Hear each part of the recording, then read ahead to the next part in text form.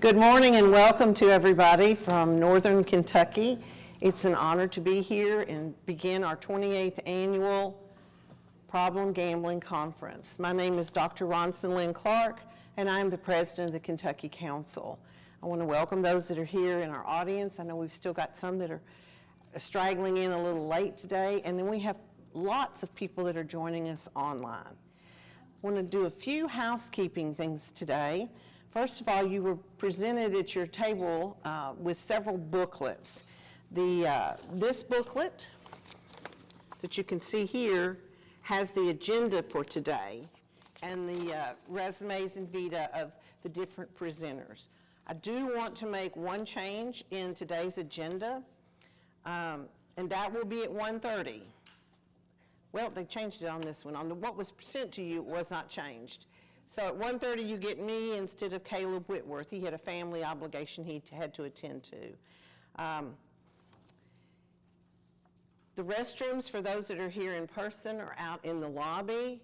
Feel free to take care of whatever needs you have. We have lots of coffee. There's food outside, and throughout the day I think we'll have additional food service brought in for different things.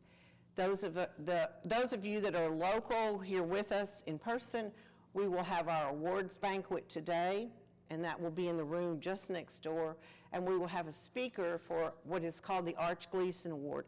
This is a national award that is given to someone who does outstanding work in the community, in the area, across the nation, in honor of Arch Gleason, who was formerly with the Kentucky Lottery. Do have a special guest I want to recognize in here today, and that is Chris Gray, who comes to us from the Indiana Council on Problem Gambling, and our recognition for our Arch Gleason Award will be presented to the representative that runs the the Indiana Lottery. So Chris is here in support of her. Those of you that are at home, if you have questions of any of the presenters, we're asking that you email Mike Stone, and I'm going to give you his email address, and he will be in here towards the end of the presentations to represent your question to the presenter. And his email is kmstone1951@gmail.com. You will be receiving CEUs for the attendance if you're here for all 12 hours of the CEUs. Those that are live have to sign in and out, and those instructions were given to you when you signed in this morning. So you'll sign in and out after each presentation. You'll be emailed an evaluation within the next few days after the conference. This will be due back to Mr. Stone within 2 weeks in order to get your CEUs. So when you get it, don't just skip it and think I'll get to it later, because we always have somebody that does that and then we lose them along the way.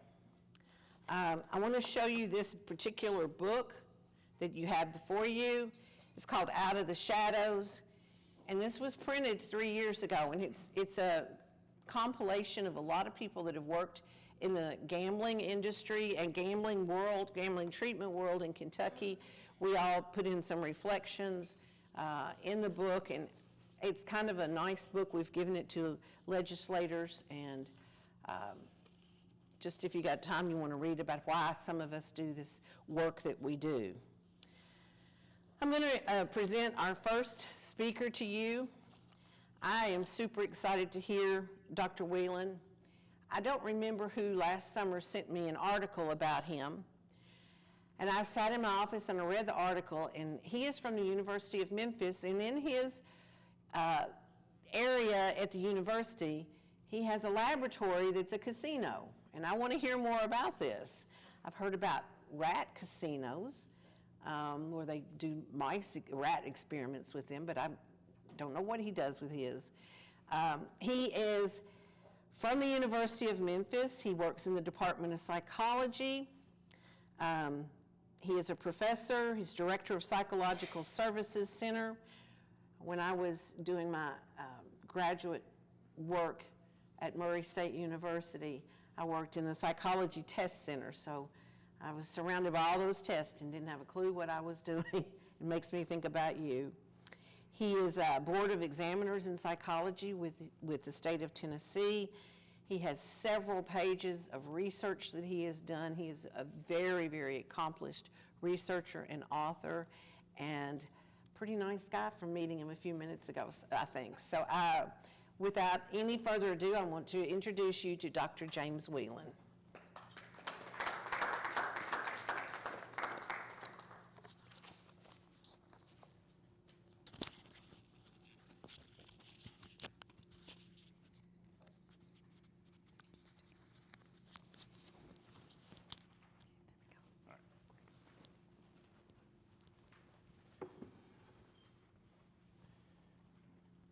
I didn't bring any slides of the lab. It's a great story, though. You'll hear, I'll talk about this in a minute, but I deserve so little credit for everything we've done. It's just mostly that what I do is I can convince really smart graduate students to come work for me, and they have a lot of creativity. And one of them said, we need to create a casino room. After anybody knows the alcohol literature, Marlatt used to have a bar in his lab up in Washington, at University of Washington. So we actually went to a casino and stole carpeting that they were throwing out, and that's the carpeting in the lab, because they rotate carpeting all the time. We also went to a warehouse we knew that they put old casino equipment in, and we just asked them if we could take some chairs, and they said, sure, get them out of here. But the slot machines was the funniest thing, because it's illegal in Tennessee to have a slot machine. So, and we didn't really want a slot machine, we wanted just the shell of the machine. We wanted to put our own computer, et cetera, in it. So we worked on that for like 9 months, where we would try to buy salvaged slot machines. And this included, I had to have a meeting with the district attorney to see if they'd be okay if we had some slot machines that weren't slot machines. But people wouldn't deliver them to us. And finally, one company said they would.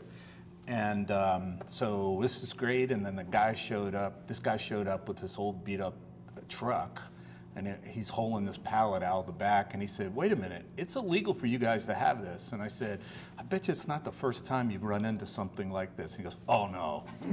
So we got the machines in the building.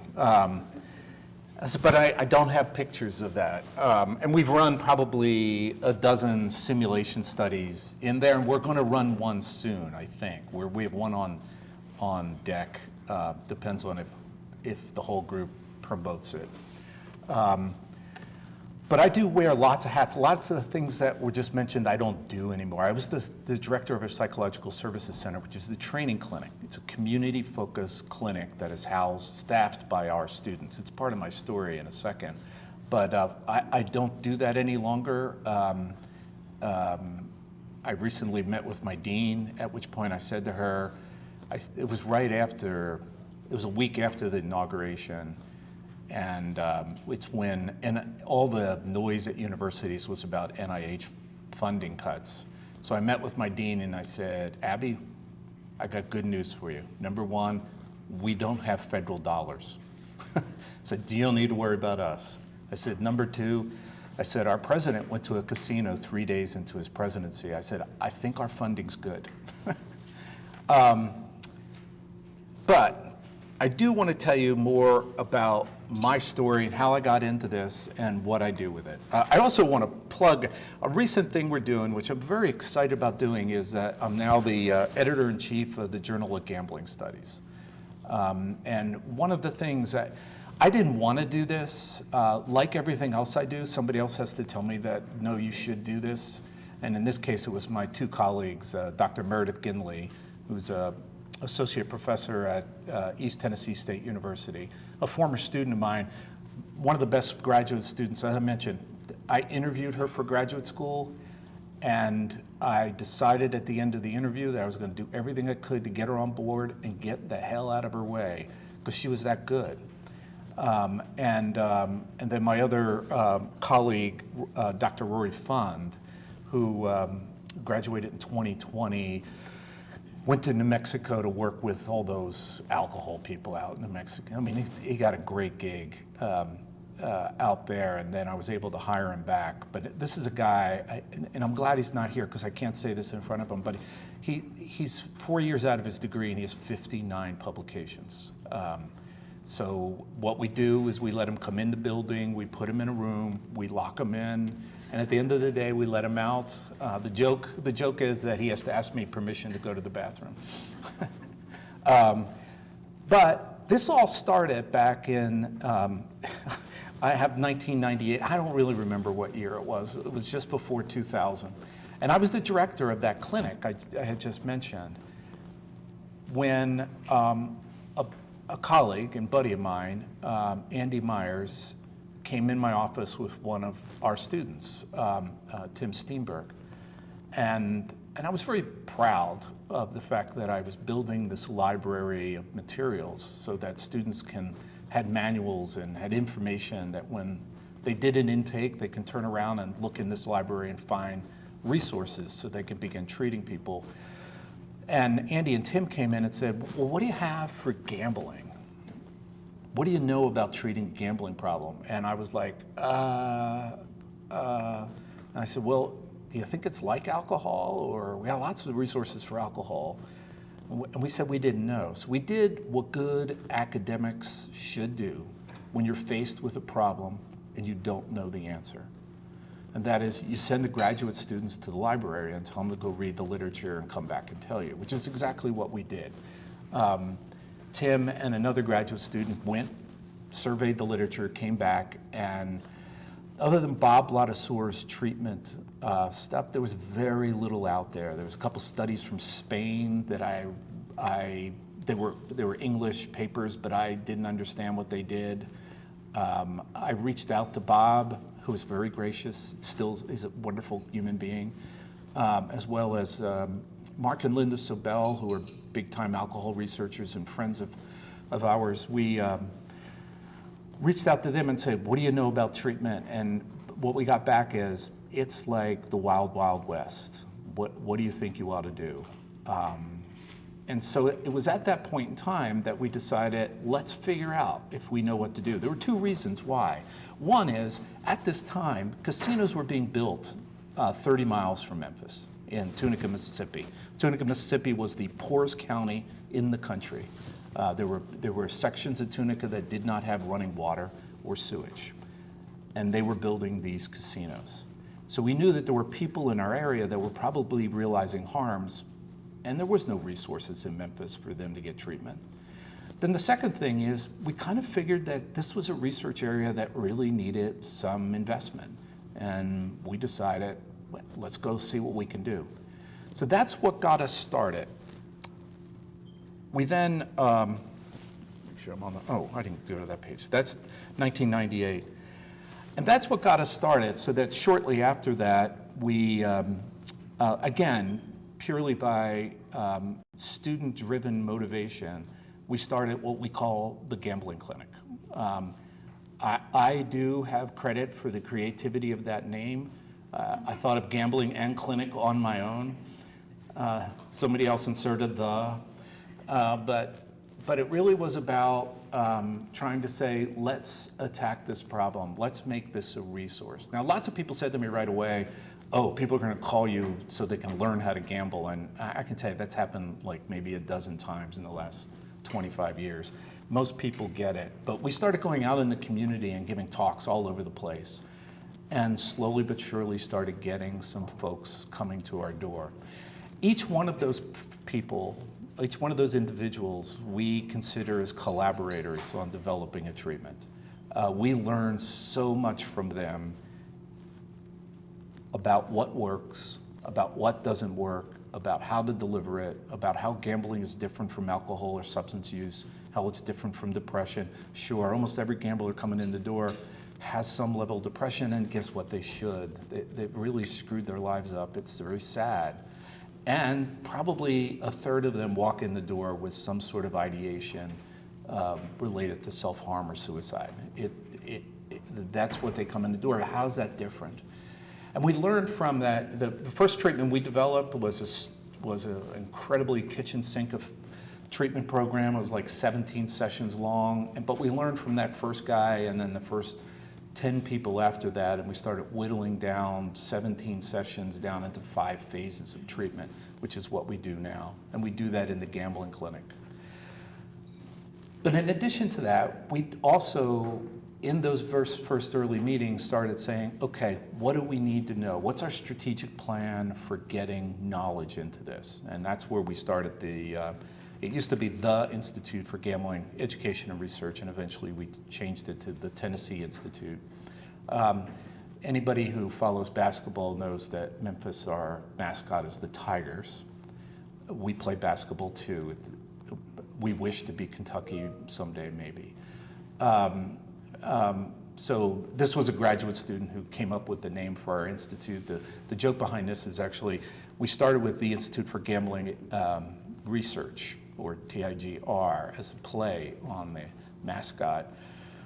And about a month later, I got a phone call from some lawyer threatening me for trademark violation, and I'm like, I don't know what this is, so I ignored it. And he called again about 2 weeks later, and I'm like, wow, this is a persistent lawyer, but I ignored it.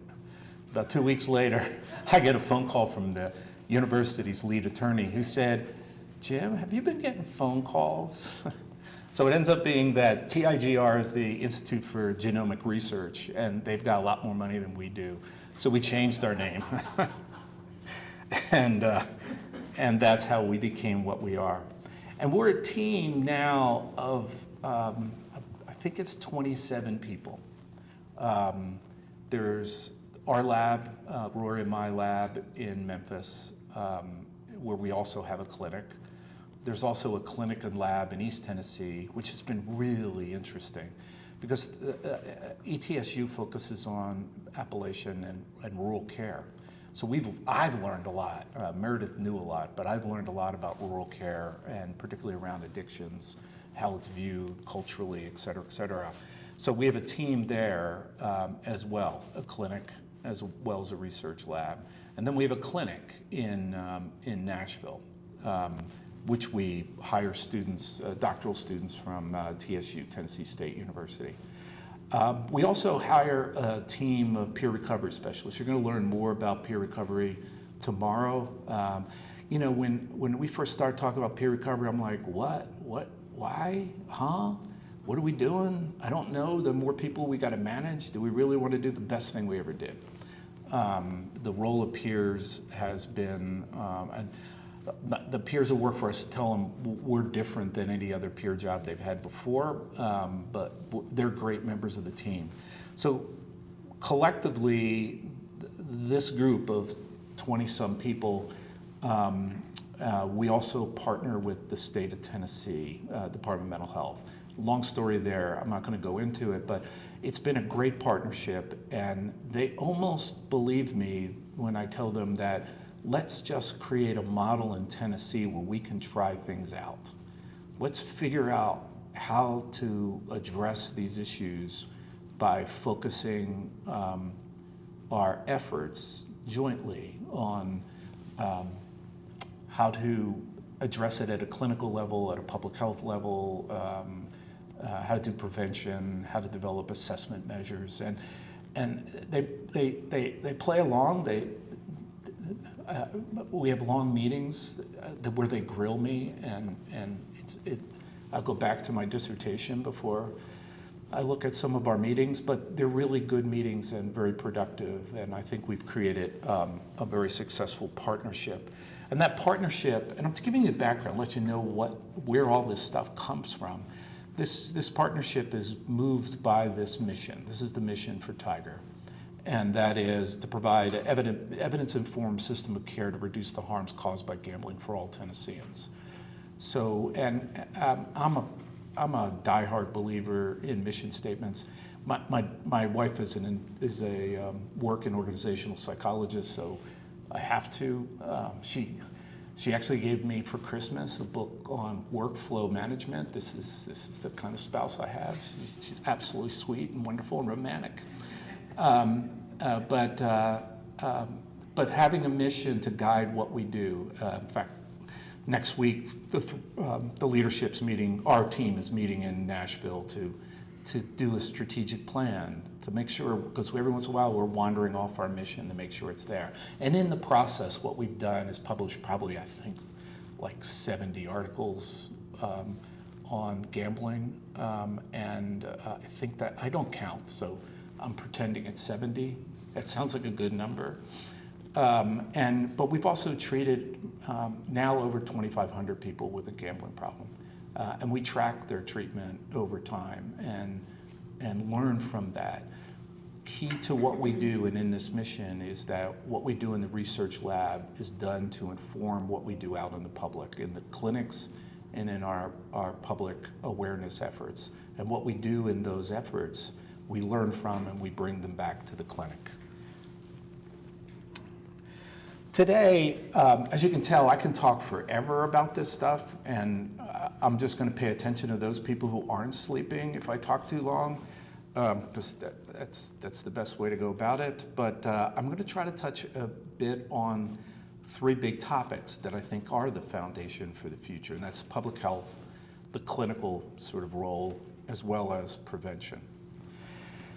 I don't know how much you guys did it advance? Nope. Oh, I got to start with defining gambling. We published our first treatment book back in '07, and I pondered for days the definition of gambling. I thought I had it really pretty much on point, and I realized a bunch of other people had already done it. I just ignored it. But this is the definition that I proffered then, and I still hold on to. But at the same time, what I'm going to tell you is every year, what gambling means evolves.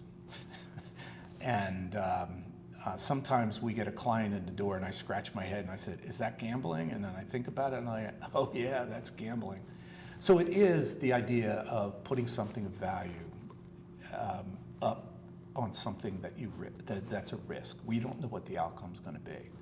But what that is in our culture is evolved more than more. I used to just use the phrase, there was a Supreme Court judge once talking about pornography, said, I don't know how to define pornography, but I know it when I see it. And that was my definition for a long time with gambling. But we were just talking a little while ago before the meeting started about, all the gambling that goes on in video games. All the gambling, I don't know about Kentucky, but in Tennessee, every small town now has a convenience store that has, I call them slot machines. They call them games of skill that are there for people's enjoyment, right next to the thing that grabs the little stuffed animal and the claw thing. It's sitting right next to it, and it's all across the state. Gambling continues to evolve. And in the last few years, as it's evolved, for example, we get more people coming to us for day trading than ever before. So I think it's partly a public awareness, it's partly this public acceptability of it. I'm not sure what it is, but gambling has evolved, and I'm going to say it's going to continue to evolve. We think back to 1971. You had to take a trip to the United States to gamble legally.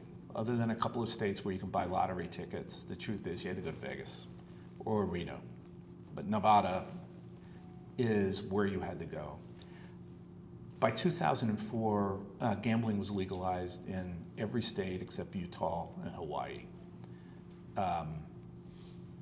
When that happened by 2004, I remember giving talks and saying, yeah, it's everywhere now, thinking we've got it. There was a paper published the year before that talked about slot machines as the crack cocaine of gambling. I mean, we thought, oh, we're saturated, until 2018, and when Murphy versus the NCAA's decision, yep, states can decide.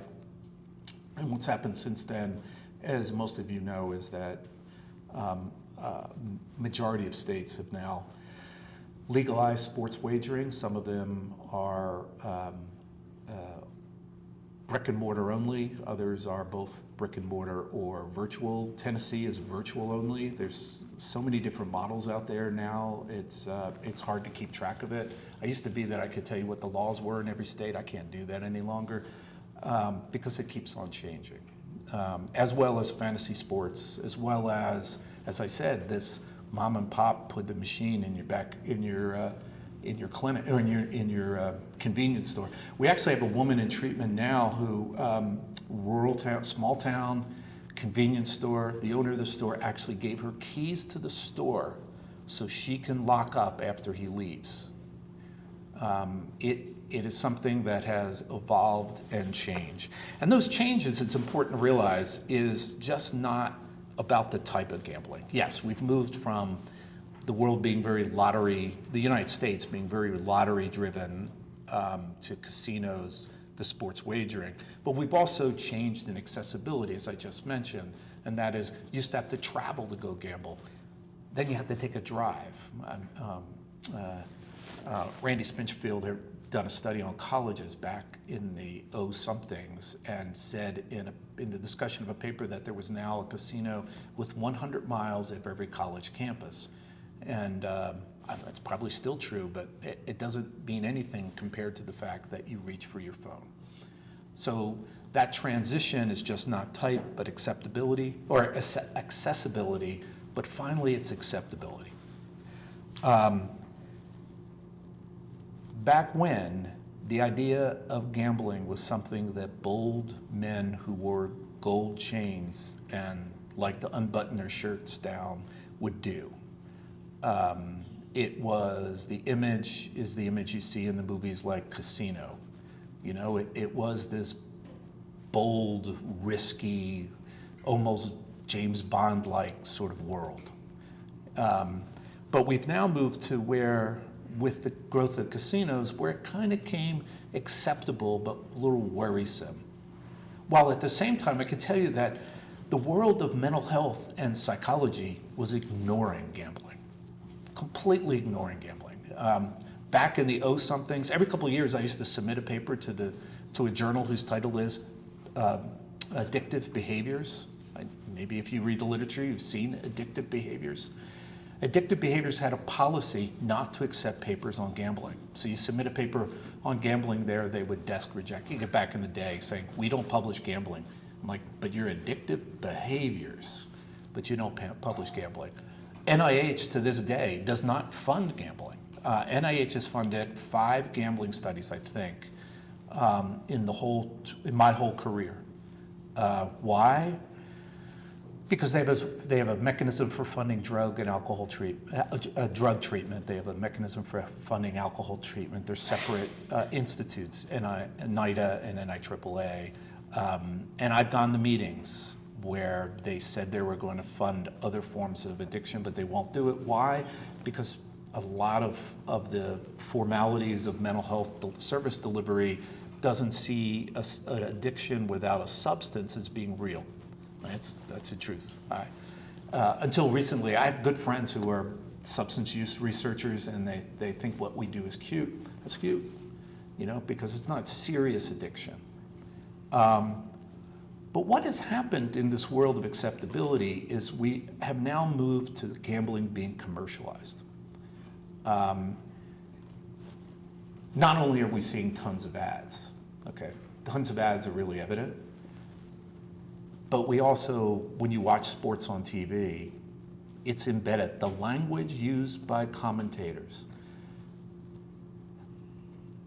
is all about gambling.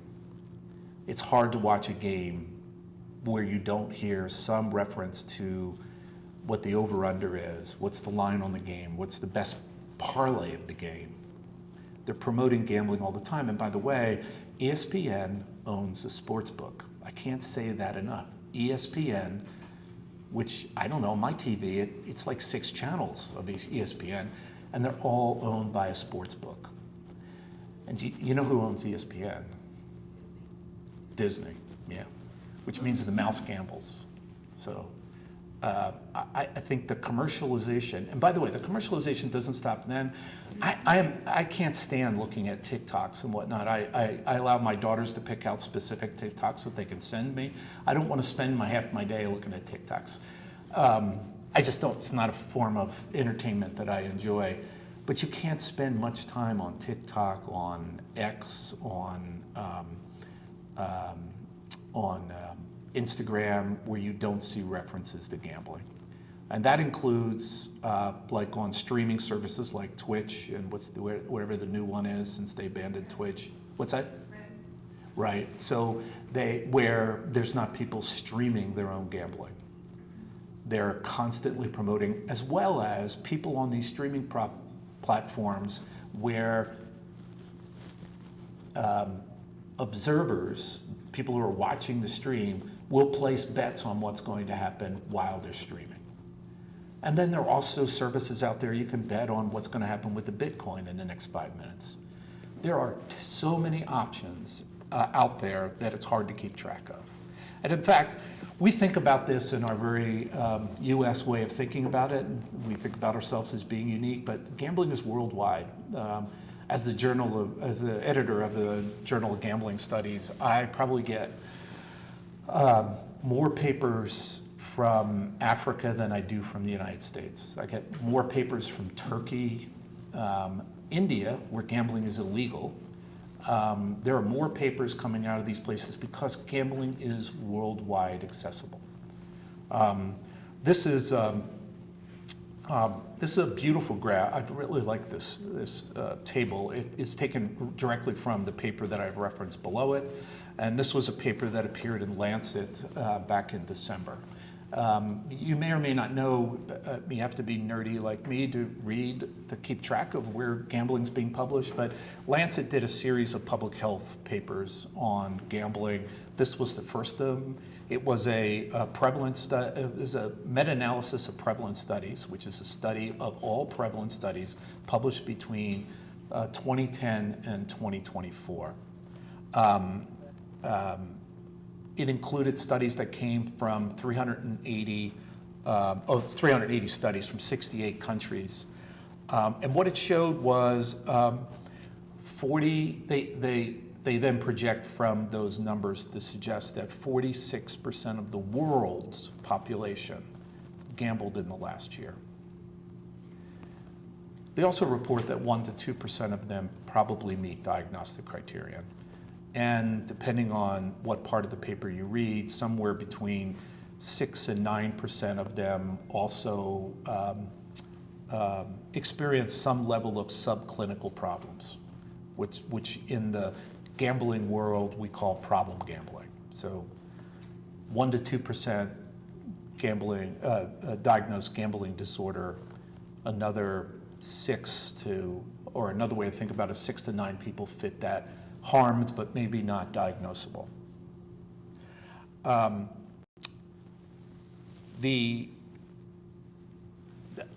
driver of all of this behavior, believe it or not, is not sports betting. Even though sports betting is available throughout most of the world, it's really lottery tickets.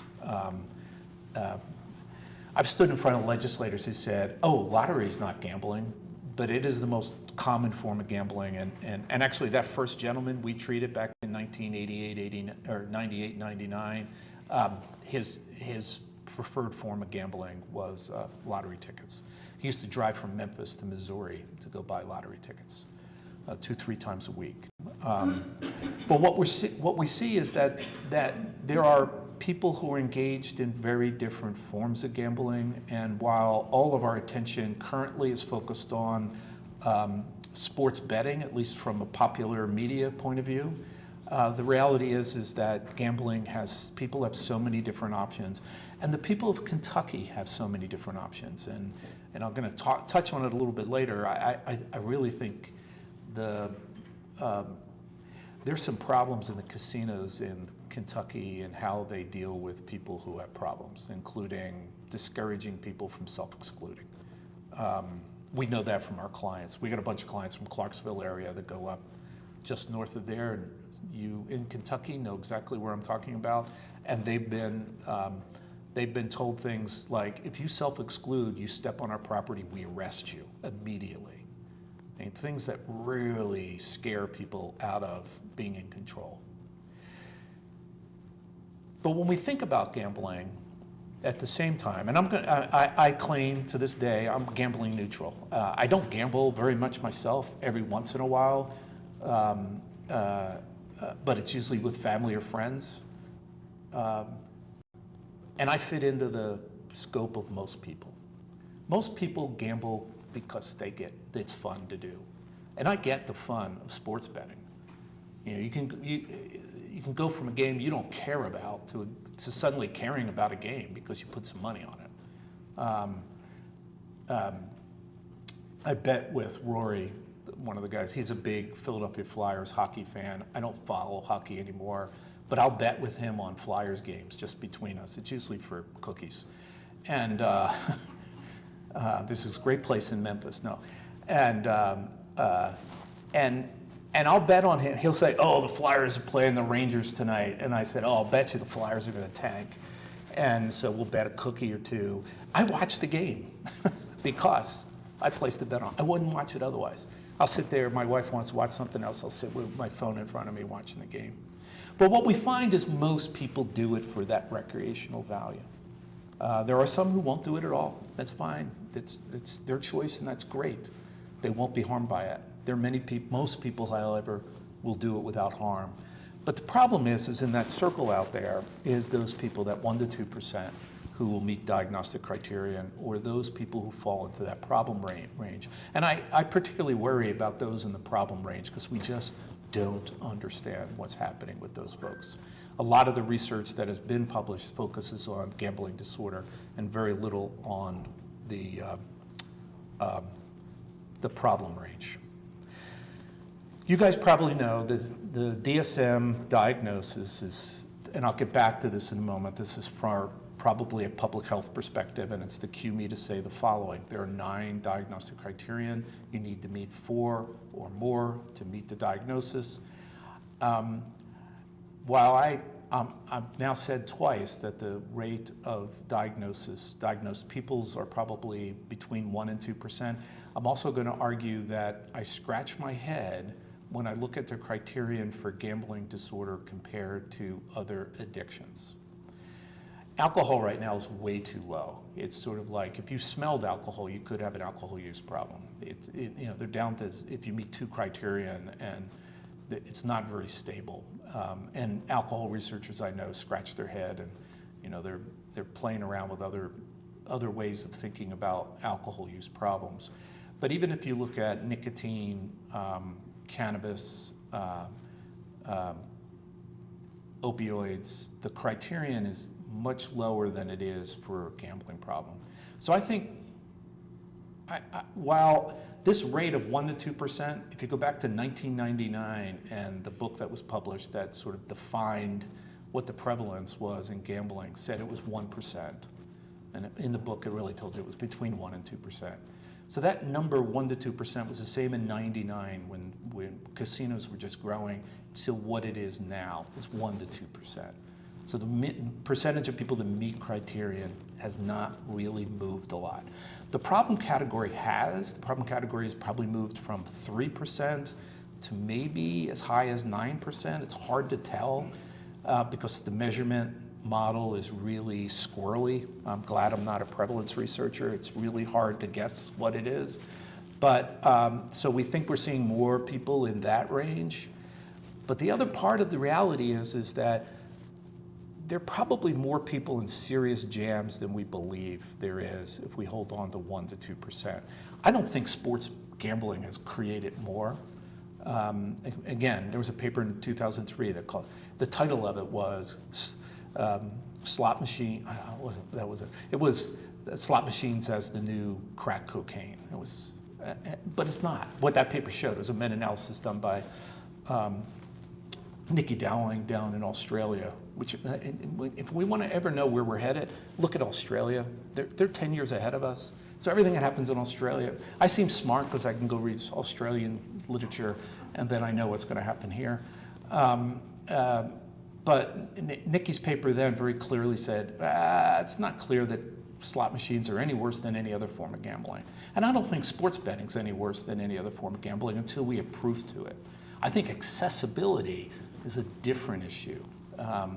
And that level leverages more into impulsivity being a factor, but more on that in a minute. The diagnosis is probably too high. The rates are probably about the same. The level of people who are having some degree of harm is probably higher. There was a study done, another study out of Australia that looked at prevalence, studies that had done prevalence when a gaming option was offered and then a couple of years later. And what they basically saw, the prevalence rates of problems would go up for a couple of years and then would abate. So they would go back down to what they were before. And that's my best guess about what's going to happen. That doesn't mean people aren't being harmed. It just means we don't have to think about this as the scourge of society. This goes back to those Lancet articles. There was in that series of Lancet articles, there was one on the prevalence. There was another one which was an incredibly long paper. I give credit to anybody who will read the whole thing through without drinking lots of coffee. But it was a very long piece about a public health model for gambling. And I don't agree with a lot of what was written in there. It's an interesting voice that's expressed strongly in there, but they do have really good data. And one of them is, what we're seeing is that the problems are associated, mostly, I gotta look at my glasses on, online casinos, and as well as casino gambling in general. Sports betting isn't making the top 5, okay? Even though sports betting is like, if you go to Africa, that's the only form of gambling until you get to South Africa. There's one other country that has casinos, but other than that, it's all sports betting. We're really seeing that that sports betting is just another offering. It's less probably, again, I think if I dug into this data, I think it's less about that offering and more about its accessibility. I also think from a public health perspective, one of the things that that Lancet paper I just talked about, which that Lancet paper said, we're too focused on gambling being an individual problem, and we got to face it more as a cultural or community problem, which I think is a good point. And the fallout of that, and this is a different paper that summarized this, is to understand that, and as a psychologist, I'm often looking at the individual's level of problem. You know, what was it impact this individual, but to really more fully understand what it does to communities. As a clinical psychologist, one of the things that hits me in communities is the number of loved ones that are affected. In the last few years, there's been a number of good papers. My favorite one was another study out of Australia that said that for every person with a gambling problem, there are, on average, 6 other people who are harmed. And when you take a look, and there's some other studies that come out after that about who is getting harmed, you know, the people who are getting harmed are the people who are the closest. They're the people who love them the most. They're the people who spend all their time and depend on them. And that includes children. There have been a couple papers recently. In fact, there's one that should be coming out in JOGS later this year that really closely examines the mental health harms that having an individual with a gambling problem in the family causes for the family and harm directly to the child.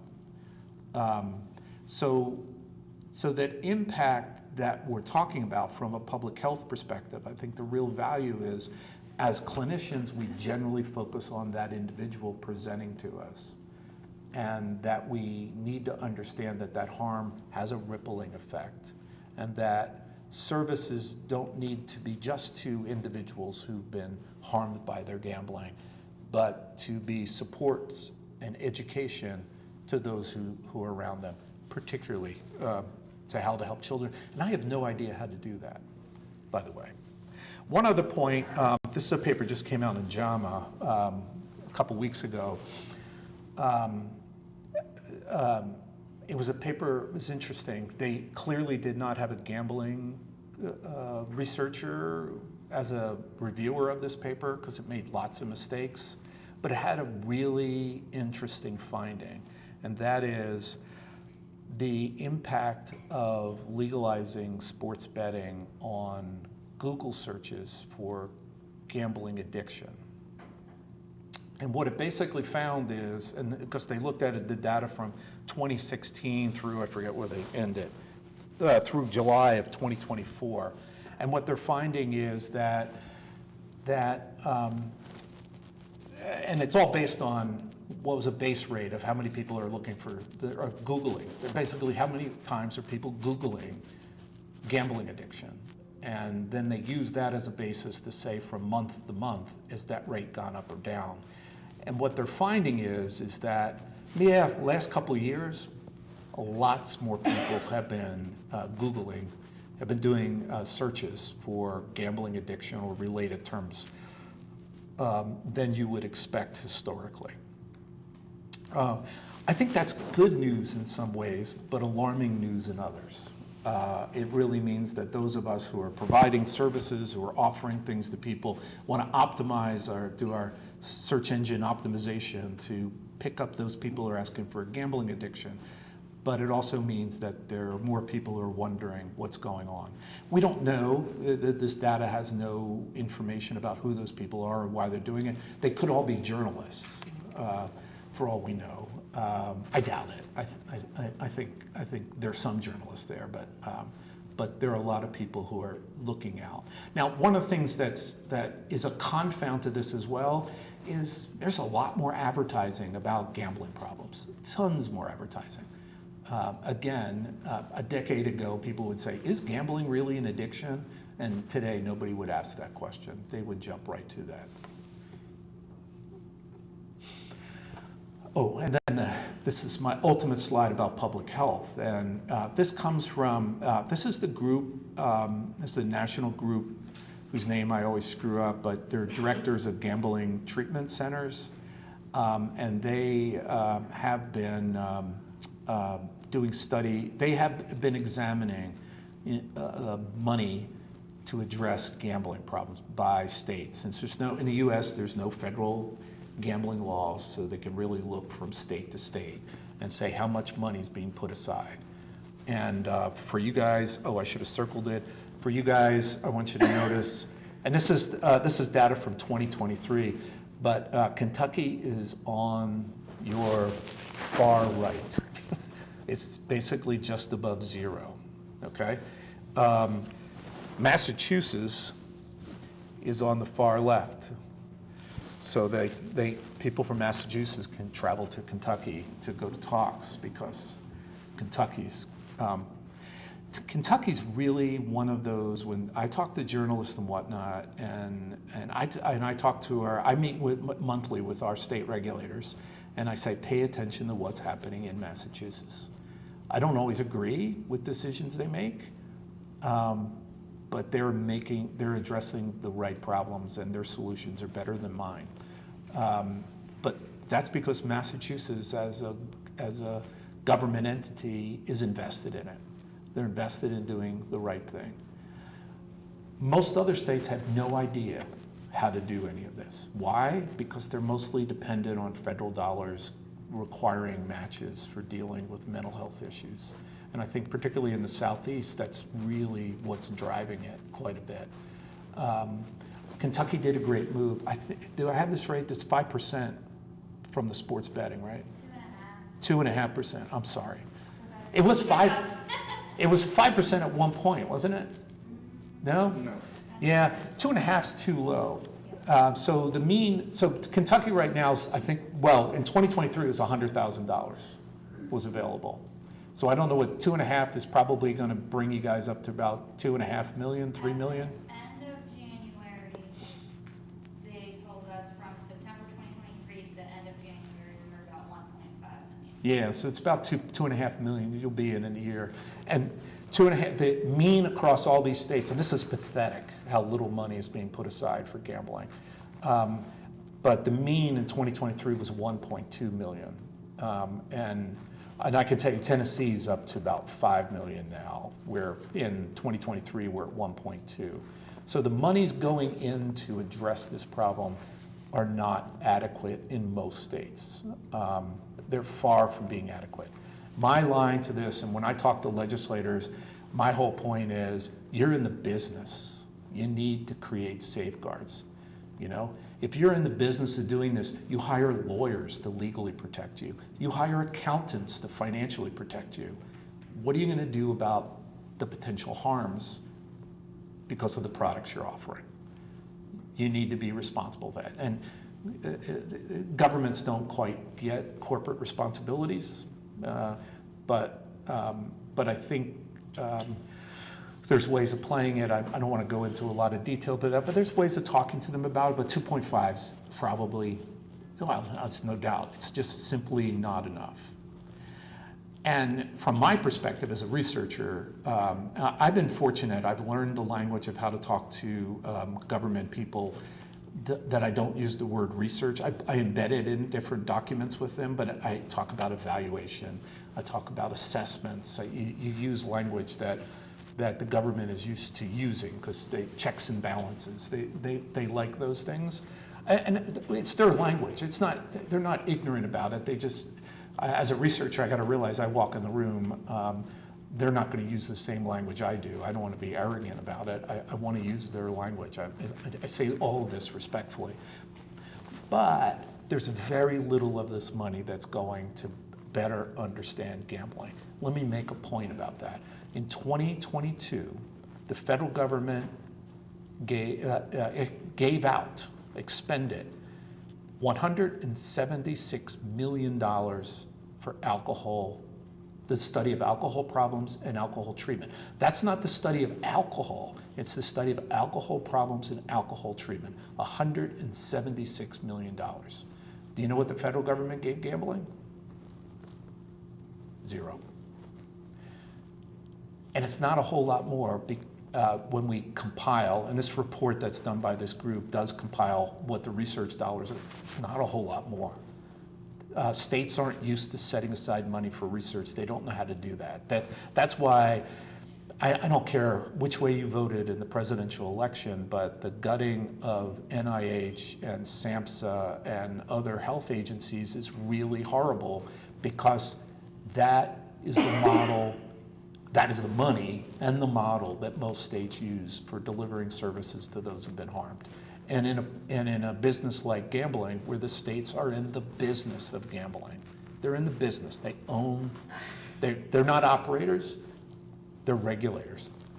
They're responsible for it, and they're making a lot of money out of it. And they need to step up and take hold of that responsibility. Is this good information for you guys? All right. Clinically, as you guys probably know, gambling moved from the far-off stepchild of the DSM as an impulse control disorder to being an addiction in 2013 in the DSM-5. This is momentous. And it's had a momentous impact. That has been the impact in the academic world about publishing gambling research, is that it's actually identified as an addiction. That identification, I'm stopping myself from going into a deep history of the diagnosis. The key element that I wanted to pay attention to today is it moved from thinking that this was an impulse control disorder to this being a addiction health problem, okay? Why is that different? Well, hopefully, and it'll take time to get there, it hasn't gotten there yet, but it'll evolve how we think about what causes the problem and what is the nature of the problem. It still remains today. I just read a systematic review that would be published in the Journal of Gambling Studies next year sometime, on the literature on stigma. And gambling is so highly stigmatized because people think it's the problem that this person has because they don't have enough fortitude, they don't have enough conviction, they don't have enough spirituality, they're dangerous, they're risky, they're criminals. People ascribe a gambling problem to that person's fundamental moral character. Okay? I'm not a medical model guy. I'm really much more of a social learning sort of theorist when it comes to the development of a psychological or mental health problem. But the truth of the matter is, it's not something fundamentally wrong with that person's value system. There are people who have values all over the place who have gambling problems the same way as there are people with values all over the place that don't have a gambling problem. So that movement away from impulse control disorder takes it away from saying this person's just not controlling themselves to the fact that we need to think about this as we do other addictions. The challenge to that is people struggle wrapping their head around that it's not the physical chemical that's causing the addiction. To which the truth of the matter is, anybody you talk to who is an addiction researcher will tell you the core element of any addiction is the behaviors. 2 minutes on that, and I'm going to use the example of smoking. Smoking is as addictive as heroin. Maybe not fentanyl, but as addictive as heroin. Meaning that nicotine leaves the body. It gets stored in adipose fat in the body, but it leaves the body, its half-life in the body is 3 to 5 days, which means the body's physical demand for nicotine within 3 to 5 days has been cut in half and then dives down after that. So that addiction to the nicotine is, while highly addictive and drives behavior, abstain from it for 5-6 days and you're going to be in a good place. Now I say that knowing lots of people who have smoked. It's hard to quit. To get those 5 or 6 days is really hard to do. But the truth of the matter is, you get there and your actually body is not demanding nicotine any longer. So why is it that people who smoke a month later, a year later, a decade later say, boy, every once in a while that taste of a cigarette, I just really want a cigarette. That's the chemical addiction. That's what they argue. It's not that. It's the behaviors that are associated with it. Evidence for that. Early in my career, I worked on a big project that it had to do with what happens when people relapse from quitting smoking, but I ran the portion of the project to get people to quit smoking. So part of that treatment, we had groups, and part of that treatment was we had people self-monitor their cigarette intake. And for the simplicity of presenting it, let's say that everybody in the group smoked a pack or 20 cigarettes a day. And then this next week, what we did, and we had them had little index cards with the times of the day, 7 days a week, and they would just mark where they had cigarettes. Come to the next week, we have them pull out that card and take a look at it and say, I want you to smoke half of the cigarettes that you smoked the previous week. So move it from 20 to 10. And you know what? Nobody had a problem dealing with that. Everybody came back the next week and they were pretty excited that they could move from 20 to 10 cigarettes. Move them from 10 to 5, the attitude in the room was a little differently, but almost everybody was successful moving from 20 to 10 to 5. Then what happens if you look at those last 5 cigarettes? There's a real pattern that appears that's based on the individual. It appears with 10, but it's really clear at 5. First of all, everybody has a cigarette first thing in the day, okay? Because you need to ramp up the nicotine to do whatever you need, what it does for you, which is an interesting thing because nicotine has a paradoxical effect. It's a central nervous system stimulant, but in fact, many people say it's necessary for relaxing, okay? But when you look at those last 5 cigarettes, people can really see where their strongest urges in the day is to smoke. And it's very idiosyncratic, but there'll be, I get on the phone, I have a cup of coffee, I I take a break from my desk. I get rid of my kids for a few minutes. There are patterns where people are smoking during the day that are not about a desire for nicotine. They're not regulated in the day so it looks like you're dosing yourself. It's really about an event or cue triggers that consumption. And that's why 10 years later, 20 years later, people who have used to smoke will report they have urges to smoke cigarettes. It's not any demand in the body for nicotine. The body's prepared to accept nicotine because those pathways are laying there saying, oh, that's nicotine. That's cool, dude. We're gonna go with that. But it's really what's precipitating the behavior or precipitating the desire to consume nicotine are those behaviors. So at its very core, all addictions are behavioral. And I can go through and give you examples from the heroin literature, opioid literature. Fentanyl's a little different, cocaine's a little different, but they still, and that has to do with how fentanyl and cocaine are processed by the body.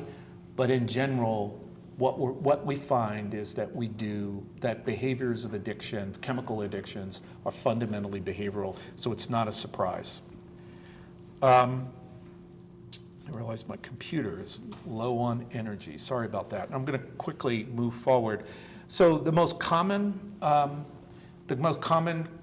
symptom of gambling is chasing losses, which makes gambling very unique. You don't find that in any other literature.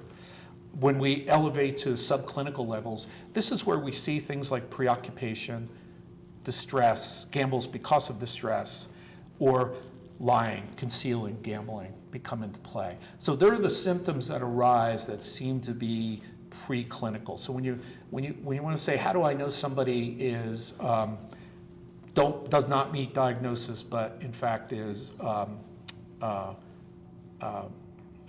having problems, these are the symptoms to sort of pay attention to. The most severe symptom is when people go to extreme measures in order to get money. We've looked at this over and over again. It's kind of surprising to me. About 9% of our clients commit a crime in order to gamble. Most of them are white-collar crimes, but they're crimes. Very, very rarely do any of these people see themselves as having committed a crime.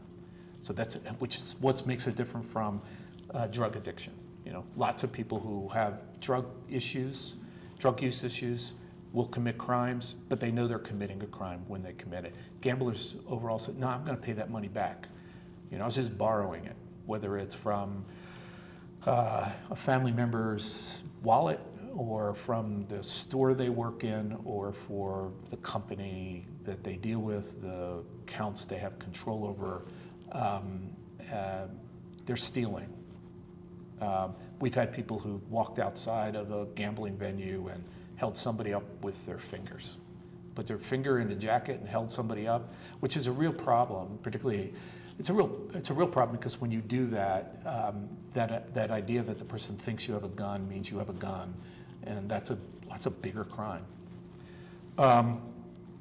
Comorbidity. I call it co-occurring. I call it both, but comorbidity, I think, means that these things are working together in some unison, and then there's the question of what's primary and secondary. And what I'm going to tell you is that that's you can only do that decide that after the fact.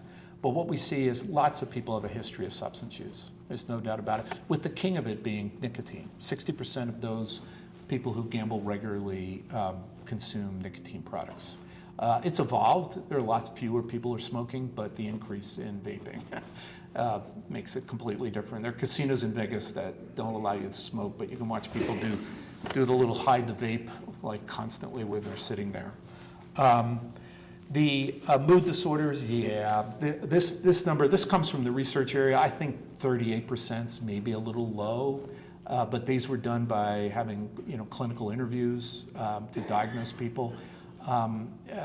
We find almost a third of the people have suicidal ideation, which in part is depressed and high impulsivity.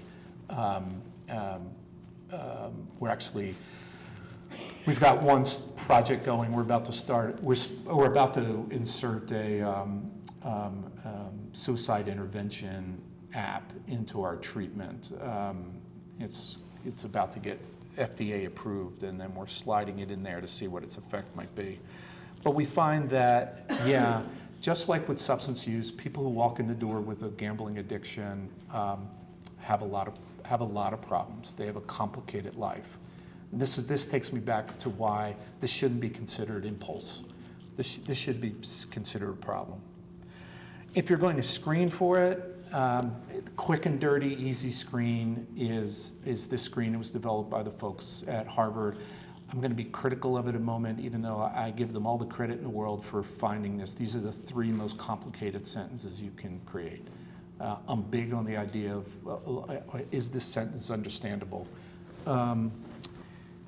And they're tough, but they are only 3. If somebody answers yes to any of those 3, yeah, move to more of a measure. Are you going to help me? She's going to help me. My computer's dying. If you're going to do a more thorough assessment, I don't think you can get any better than right now than using the Problem Gambling Severity Index. It's all, just Google that. Also, both of these measures, you can pull them right down as a PDF off of our website, thegamblingclinic.com. We have a resource pages for individuals with who are providers. You just pull them down there. It's a 9-item, easy to finish. And if a person scores 8 or more, one of the things I like about it is people don't like, oh, thank you so very much. People do not like saying true, false to anything. You give people a 2-point scale, they want a third point in the middle. You give them a 5-point scale, they still want a point in the middle. But this, the PGSI is a 4-point scale. People don't have any problem with it. I'll tell you with the biosocial gambling screen, the problem with that is people don't think you can really tell they have a problem with 3 questions. They don't believe you. You give that to them and they'll say, how can you tell? With 3 questions, you can't tell that. With 9, people digest it a little better and you can give them feedback and it's meaningful to them. It has pretty good temporal reliability. The one problem is that the authors originally set up that there is no risk, low, medium, and high risk. They had another category. And the thing is, if the score is below 8, you don't know anything. If it's above 8, you know they meet diagnostic criteria. Well, if it's below 8, the thing is, somebody gets a 5 today, they'll get a 2 next week. So it's not very stable in the range below 8. When they're above 8, you give them it today, you give it to them in a month, they're going to still score above 8. Treatment. Here's the story on treatment. We know a lot. Actually, the gambling research area should be very proud of themselves for what we know, and we've done this without any money. The problem is we've not had any money. So why is that a problem? Because we don't know long-term follow-up. We don't have many large enough trials to really figure out what is exactly going on. But here's what the evidence is. Now, I apologize for being statistically driven in any of my slides. It's a problem. I'm seeing a counselor for it. This slide is a slide of what's called Hedges G. Hedges G is a meta-analytic statistic. Meta-analysis is the study of studies. So you take each study, you put them on the same metric, and then you can compare treatment to control groups, which is what this is. This is the difference between treatment and control in randomized clinical trials by different methodologies. The Hedges G is what is the magnitude of difference between the control group, which in the gambling literature is almost always no treatment, to the treatment group, which varies across the scale. So the higher the Hedges G, the bigger the difference or the impact of that treatment might be. The Hedges G in the 0.2 range is what I consider a nudge. People get a little gain of it, not a whole lot. It maybe gets them to be thinking about making changes. It gives them a little efficacy that they can change, but it doesn't nudge, and we have no idea how long it lasts. Well, it's specific to the treatment. A treatment with a Hedges G around 0.5, that's a pretty good change. When you get the treatment, when you get the Hedges G approaching 1, then you say you have a large effect. Treatment has a big difference compared to no treatment. And here's what we know. Non-opioid drugs, 0 effect. The effect of treatment is no different than the effect on the control group. Opioid antagonists, you get a good nudge. Why? The opioid antagonist kind of controls urges, okay? So you get a good nudge. That nudge only lasts as long as you stay on the drug. You withdraw the drug. Well, actually, we don't know what happens when you withdraw the drug. There is no trial of medication that's gone beyond treatment. So we don't know what happens if you withdraw the medication. Most of these studies are 8 to 16-week trials of that medication. So medication doesn't seem to do a whole lot. You say, well, maybe an opioid antagonist might help. Yeah, it's going to do other things to you. I'm not sure it's all that helpful. A brief intervention. Brief intervention is 1 or 2 sessions. It's usually normative feedback, meaning I assess where you're at and I compare you to everybody else. And what we see is that 1, maybe 2 contacts with a person with giving them that brief intervention is a good nudge. We actually just completed a meta-analysis revisiting this literature for a reason that doesn't really matter, I can tell you if you want. And we think that estimate there of brief intervention comes from a study we published in 2017. We have one that is under review right now that shows it's probably smaller than that. It's probably like a 0.1, but it's very stable 0.1. Everybody gets a benefit, it's just a really small benefit.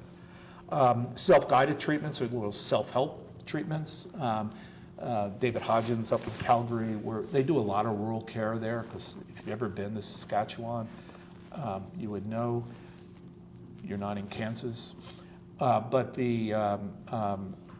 that research shows that you can get a pretty decent effect by giving people workbooks. Most of these workbooks that there's research on are cognitive behavioral intervention workbooks.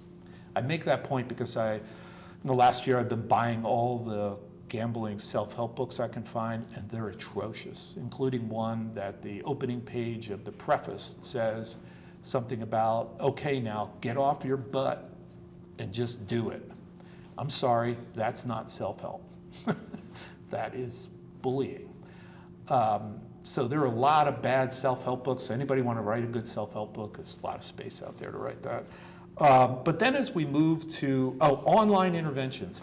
Online interventions show a lot of promise with a big exception. People won't do them. I've been on 3 dissertations for an online intervention. You look at the intervention, they look great. Then they don't get anybody to go beyond the assessment. They pay people and they won't do the treatment. They'll pay people if they do the treatment, they don't do the treatment. And I've gone to conferences for a decade where everybody's touting online interventions for everything. It's the savior of the world. You just need to give people Wi-Fi and they can fix themselves with an online intervention. And the truth is it's uptake. People don't want to do that. I don't know about you guys. It's something about sitting across from someone, even if it's virtual, even if it's on the phone, that makes it different than when you're trying to read through or watch little videos online. It just doesn't have that much of an effect. If you do it, then it has a good effect, but people just don't do it, which suggests to me that it needs to be embedded within an intervention where there are people involved. But then in the last 2, face-to-face, which is generic, any kind of face-to-face therapy, and then in particular, CBT with MI, what we see is it's screaming. I mean, as my graduate students would say, it's fire. I think that's good. That is about as good as an effect size as you will find across psychological mental health problems. We know how to treat people. What we don't know is how long that treatment lasts. There are only a couple of funded studies, treatment studies out there, and they show it lasts for a while. But the truth is most of these studies didn't have the money to follow people. It's costly to follow people over time. It's very hard to do. Yes? Did that include virtual face-to-face? There is not a study on virtual therapy, but I would tell you that all the research that's come out about virtual versus in-person has shown there to be no difference. So in the treatment of anxiety, treatment of depression, weight loss, all these other treatment models, the virtual telehealth being in person doesn't seem to matter very much. And that's what we're finding in our clinics. And about 90% of our clients prefer telehealth. So it's, I feel good about that. But we haven't found any difference. I monitor this stuff all the time, and we don't find any difference. When we do look at the outcomes, what we see is the three big things. The three things you want to see have an impact on is the people, do they continue to have the symptoms of a gambling disorder? What about their frequency of gambling? What about intensity, which is basically how much money they spend every time they gamble? And there are different ways to measure it. And what we find is it's a huge effect. In fact, in our clinic, we generally, on average, people come in with meeting 8 of the 9 symptoms, a little under 8 of the 9 symptoms. At the end of treatment, 90% of them who go through at least 3 treatment sessions are below 1 symptom. They're all below 3 symptoms. Okay? So CBT with MI, I'll talk about that in a second, seems to be really good at getting rid of the symptomatology, but I'm really happy to see that the effect on gambling frequency and intensity goes down. Now you can say, but those effect sizes are smaller. Yeah, they're smaller, but you would expect them to be smaller because of how impactful they are to the person's daily life. Now let me talk for a moment about what CBT and MI is. CBT, there's a really good paper, again, by Nikki Dowling. She's just so smart, out of Australia, that talks about all the components. It varies from treatment to treatment. So in random controlled trials, it's all over the place.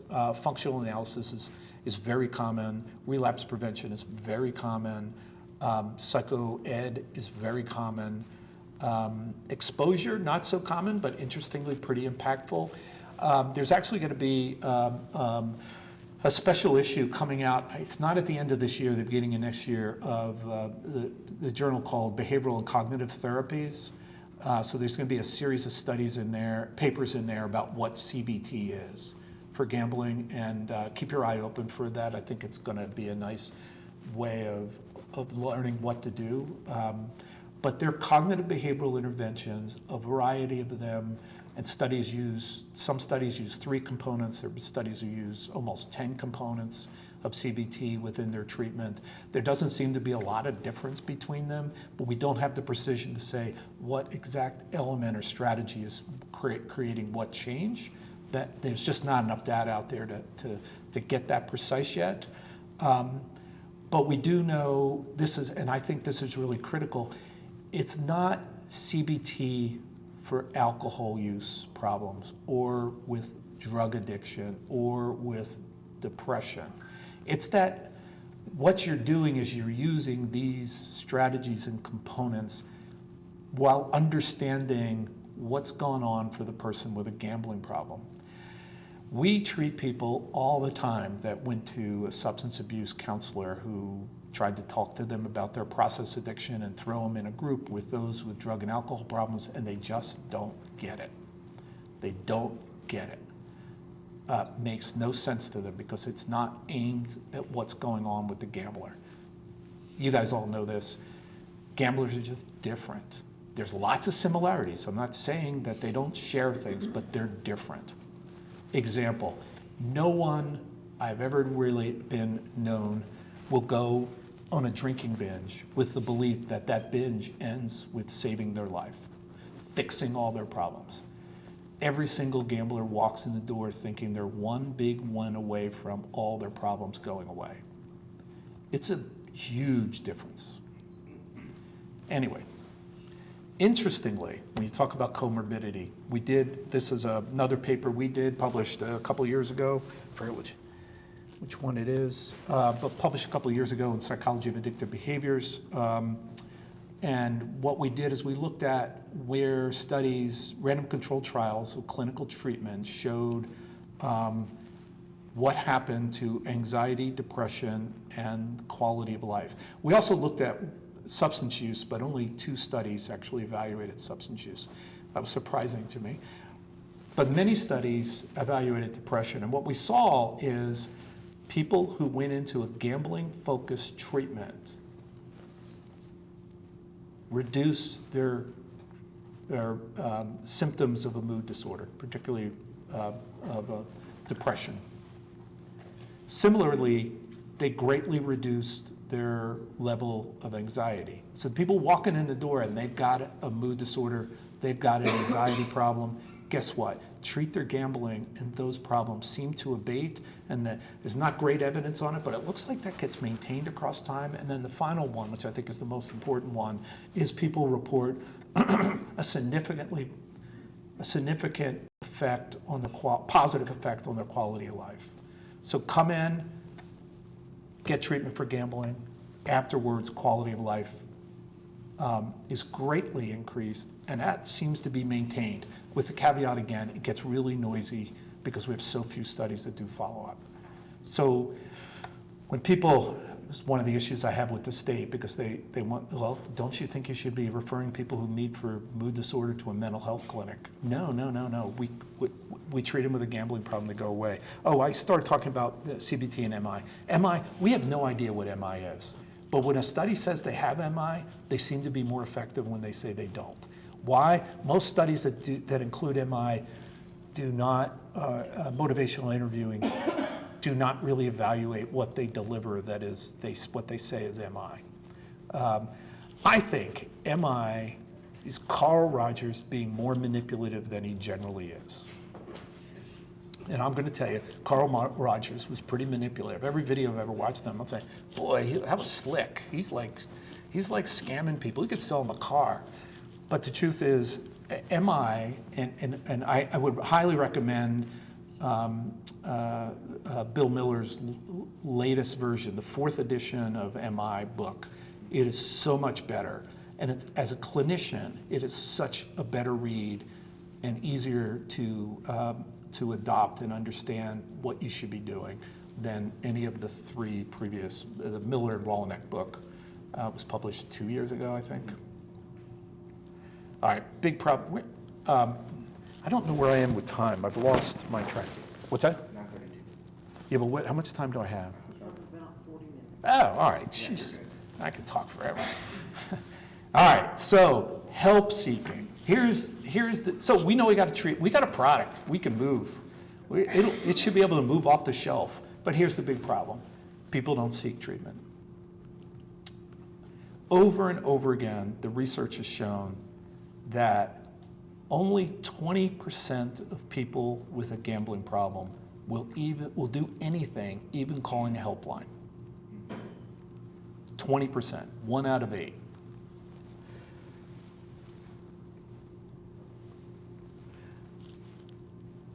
Of those who do something, only 10% of them will actually start treatment. What's that? Can't. Yeah, they are very reluctant to seeking treatment. When they do, it'll call a self-help line, which, by the way, there's a study out of New Zealand that David Hodgins had part of that showed that even calling the helpline has an impact. It's not, it's a good thing if people just call a helpline. So they're getting that little bit of a nudge. So those of you who may be affiliated or work with helplines, it's a good thing. Don't give up the helpline. fund helplines, particularly people who are knowledgeable.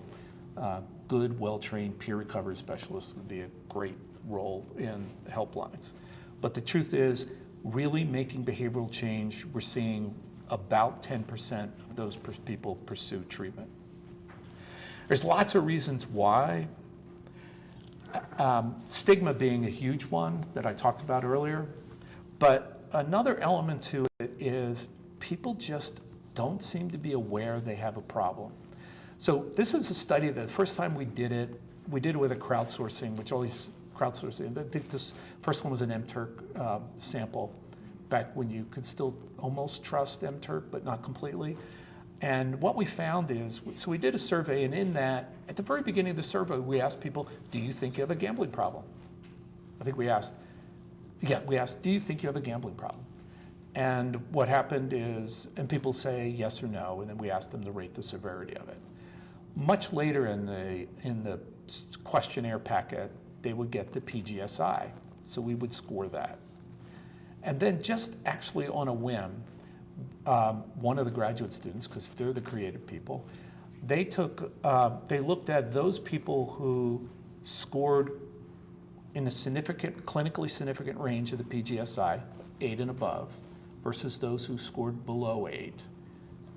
And they just compared them to that opening question, do you have a gambling problem? And the thing is if people said no to that first question, or let me put it this way, people who scored below 8 on the PGSI, almost all of them said, no, I don't have a gambling problem. A few of them did. And this is a sample of like, I think this study was 600 some people, or approximately 600 people. So if they score below 8 on the PGSI, they don't have a diagnosable problem. We go back to that question we asked in the beginning, and almost all of them say, nope, I don't have a problem. By contrast, 45% of them who scored above 8 on the PGSI, and you go back to that earlier question, do you have a problem? 45% of them said no. They just simply do not seem to be aware. And then interestingly, the PGSI actually has a question that's pretty similar. Do you think you have a gambling problem? I forget what the exact wording is. And what happens is, yeah, they answered that pretty much the same way they answered our first question. And there was a Canadian study done out of Calgary that showed exactly the same effect. We replicated this with another crowdsourcing study. It was an MTurk that time, and with about 800 people in it, the same exact finding. There seems to be about 45% of people who score positively on a screening measure saying they very likely meet diagnostic criterion, but if you ask them they have a problem, they say no.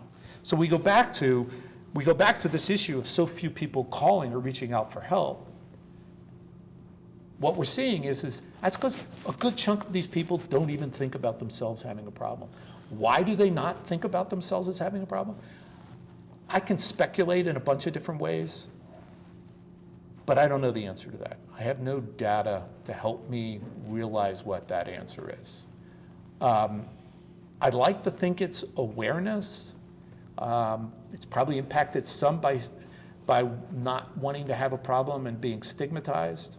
But it's interesting, a slide I didn't include in this talk, but is I've looked at people who follow up on screens such as screening for breast cancer, screening for prostate cancer, and screening for, I forget the third most common form of, not popular, most common form of cancer. And in those cases, when you screen somebody, they almost always move forward to get some sort of consultation or treatment. Breast cancer, without a doubt, which is great, because that would suggest that not only is there people who are getting treated more quickly for it, but it's also that education awareness, public attitudes about it matter. Prostate cancer is really very, people get diagnosed with a PSA, which is not the greatest measure. It's a noisy measure, but there's a very high rate of follow-up from a PSA result, a significant PSA result, to getting contact with a urologist. So it seems as though we're missing something with gambling, and I'm not sure exactly what it is. Yes? Do you think it could be several different components to that, because when I talk to people, I mean, I think a lot of people, because you don't ingest anything, or it's so common. Yeah, no, it's probably, you're right, it's a lot of components. So my career as a researcher, one of the things I've learned is my best guess about something is usually not that great. You know, I get data and I'm thinking, oh, that's not what I thought.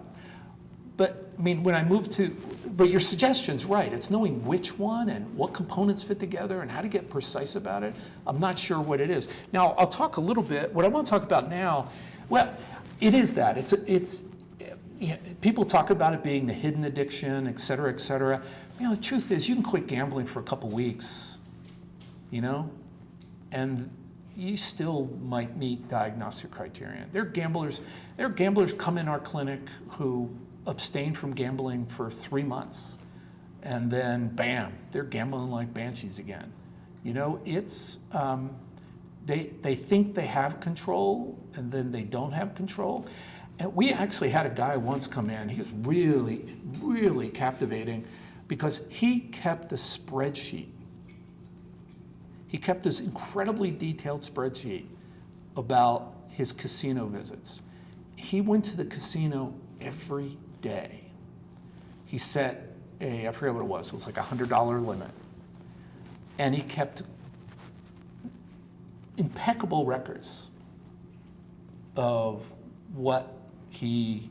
how much he wagered, how much he won, how much he lost, how much he increased his stake. He had rules for himself of when he was going to walk out the door. If I have a win, I walk out the door. If I have a win of this amount, I walk out the door. It was really pretty impressive. He spent so much time developing it, and he walked into treatment with this, I don't know, it's like a 100-day spreadsheet of his gambling behavior.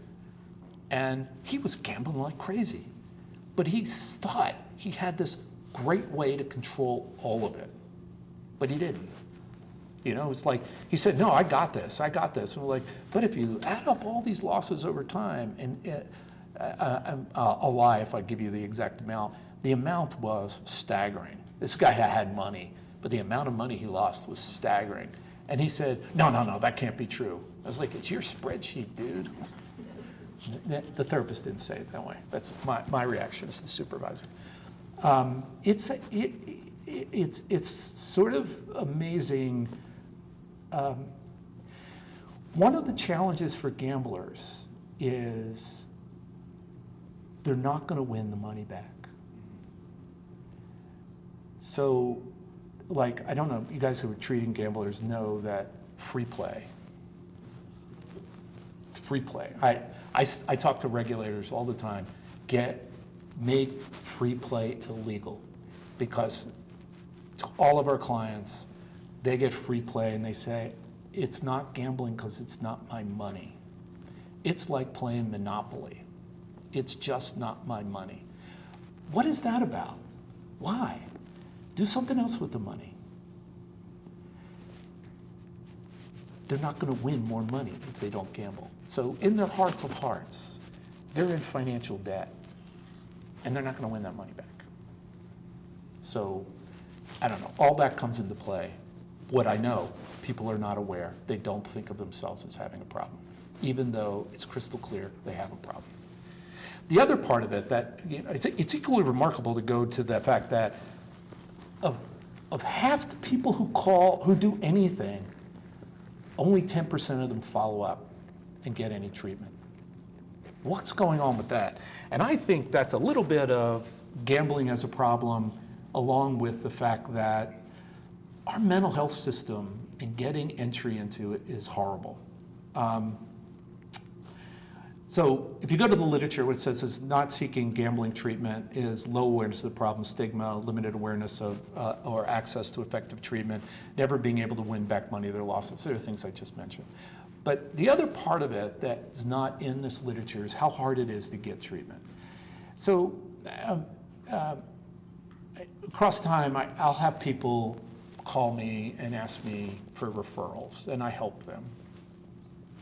But during COVID, I had two friends in particular, childhood friends of mine, who contacted me and wanted to get mental health treatment.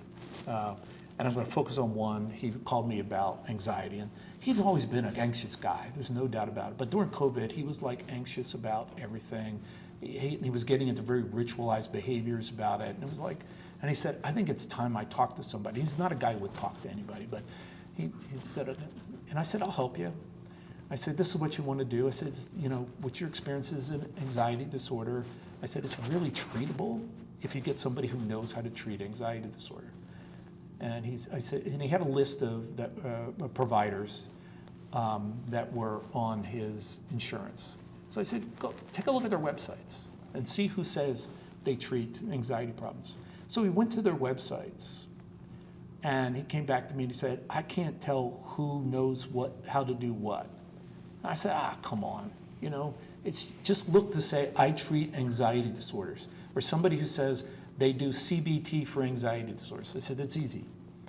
And then he said, I can't find him. And he sent me the list. So I looked up these people's web presence. They were horrible. People like talked mumbo jumbo psychobabble out from beginning to the end. And I have a presentation where I have some quotes from them. It is really pathetic what people who are mental health professionals offer to people. And I looked at them and I couldn't figure out who he should go to. So I called some of them. I called their offices to see what they offered, to see if I can help them find someone. And the variety of responses I got, oftentimes it was just a message, and it'd say, I'm not taking patients right now. But no referrals for where else they can go, no ideas of what else they can do. The pursuit of trying to find a mental health professional led to so many dead ends that only the most persistent people could find somebody, or somebody who knew somebody, I guess. But he was calling me to know somebody. Now, he lives in the Philadelphia area. I don't know providers there. You know, we talked about some options. In the end, I found him a provider. That guy was great. He did telehealth. His anxiety abated, and he's done really well since then.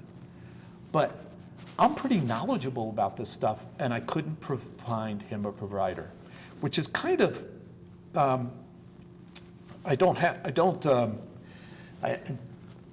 took the slides out that I have here.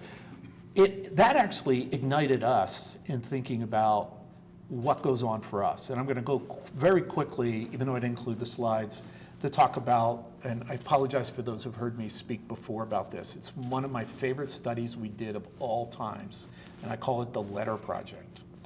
The Letter Project was, in our clinic, in our gambling clinic, 50% of the people who made an appointment failed to show up for that appointment.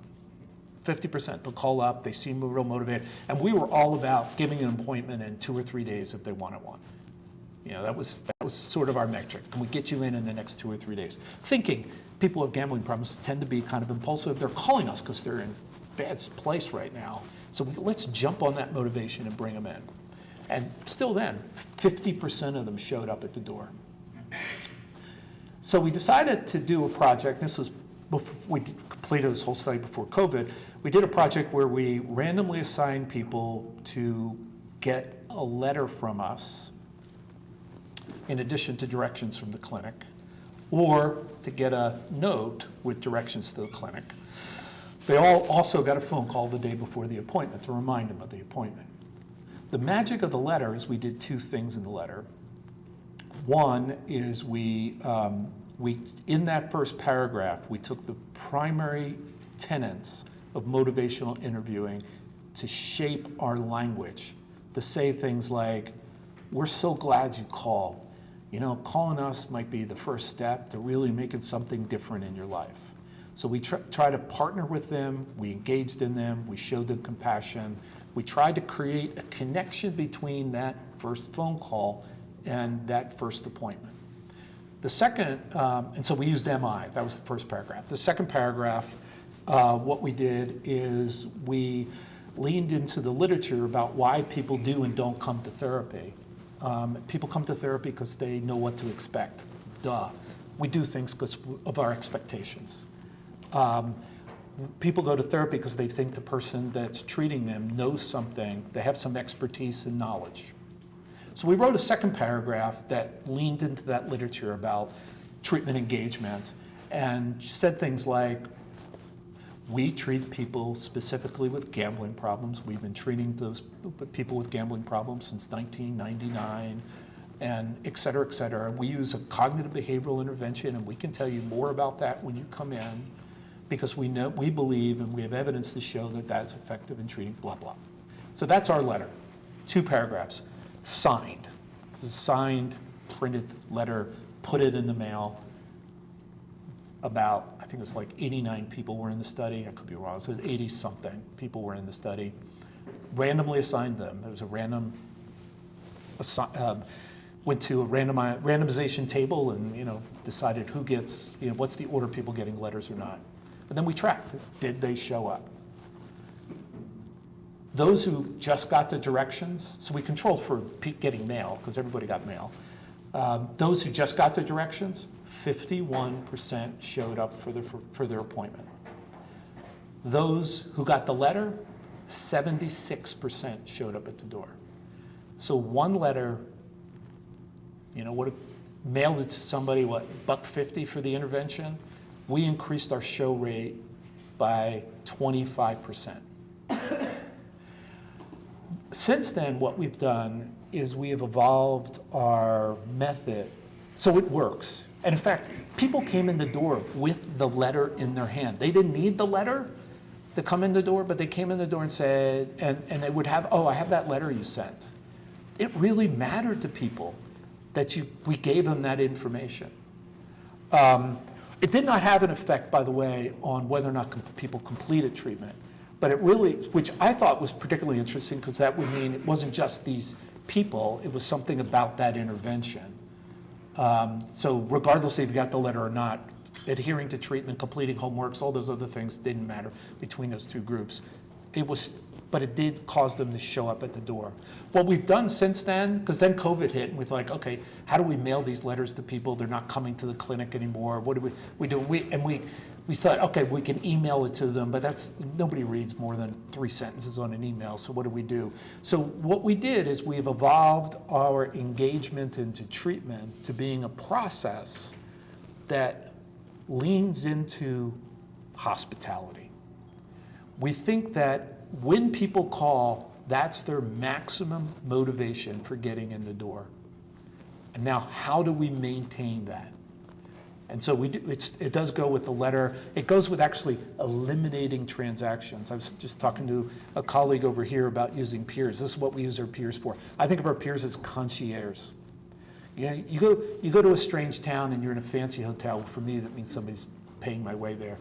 But you go there and you don't know where to eat. You go to the concierge, and I don't know about you guys, but the concierge says, oh, you should try this restaurant. It's in walking distance. It has the best blah, blah, blah. And you know what? That's exactly what I do.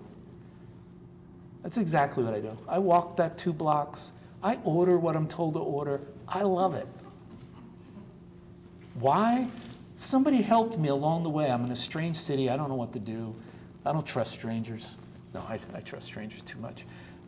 But it's really, I got help along the way. So we took, from that letter, we've expanded where we do deliver and we shape people's expectations, but we also minimize the number of transactions they have to go through in order to get to us. Like the state of Tennessee would like us to have people sign off on a patient rights document. And I'm like, I don't read those things. I mean, I go to the doctor's office. I know what HIPAA is. I don't know what most people do, but I sign that form. I never read it. I never read any of those forms. Do you? Nobody reads that stuff. So that's my statement back to the state. Every time they say, Dr. Whalen, would you please use this in your treatment? I say, oh, no, we're not going to do that. Fortunately, the good thing about being a Yankee in the South is the Southerners are too nice to deal with my Philadelphia attitude. But we really lean into helping people not have to make all those transactions to get in the door. And here's what we found, and we published this. This is another study, I forget where we published it. We moved that rate from 50% to 76%, and then to 85%. So we now, well, not currently, because I track, this is one of the things I track all the time, is what's a rolling last 6 months, what's our show rate to the first appointment. We maxed out at 85%. We really have maxed out, for those people who make an in-person appointment, it's actually 88%. And it's really pretty stable. If you make an appointment to come in the door, you're gonna come. That surprised me. It was another thing I thought, oh, it's the telehealth people that are, it's convenient. They just pop up their computer or phone in front of them at home on the couch and it's easy. But it's really people that come in the door, they commit to coming in the door, they're coming in. It varies a little bit, but it's down right now at 79% and for the last 6 months, but that's because we're monkeying around with how our peers interact with them. But I really think that idea of keeping people informed and motivated from the point that they contact you to the point that they walk in the door. Now, treatment dropouts, a whole nother issue. We're going to start a trial this summer using, we're grant funded to do contingency management, which I think might be really, I'm really hopeful about it, but as I said, what I know is only based on the results in the end. So thanks for bearing with me as I told you the story of the Letter Project, my favorite study. I think I published like 120 some papers. I don't know what I published now. And that's my very favorite. All right, prevention, responsible gambling. I just reviewed a paper for psychological assessment. It was a measure of responsible drinking. And the thing that hit me, it's nice, I review, well, it's nice to step out of the literature, and I pay attention to other literatures just to see what are the things I hadn't been thinking about. And what was interesting about it is, guess what? Nobody knows what responsible drinking is. Duh. Beyond, you shouldn't drink and drive. Everybody knows that. Don't drink and drive. Now, nobody knows how much not to drink in order to drive, but they do know not to drink and drive. But beyond that, nobody knows what's responsible drinking. And you know what? Same thing for us. Nobody knows what responsible gambling is. We published this study. We did a study a few years ago with lottery tickets where we actually told people, I have 15, oh, it's perfect, 15 minutes. We told people to, we told people that there were 2 messages on a lottery ticket to educate them about the potential harms of gambling, or we didn't tell them that. And what we did is we handed them a lottery ticket, which I tried to get the Tennessee Lottery to give me tickets, and they wouldn't give them to me, so I had to go buy them. But we actually would hand the person a ticket, and we video recorded the interaction.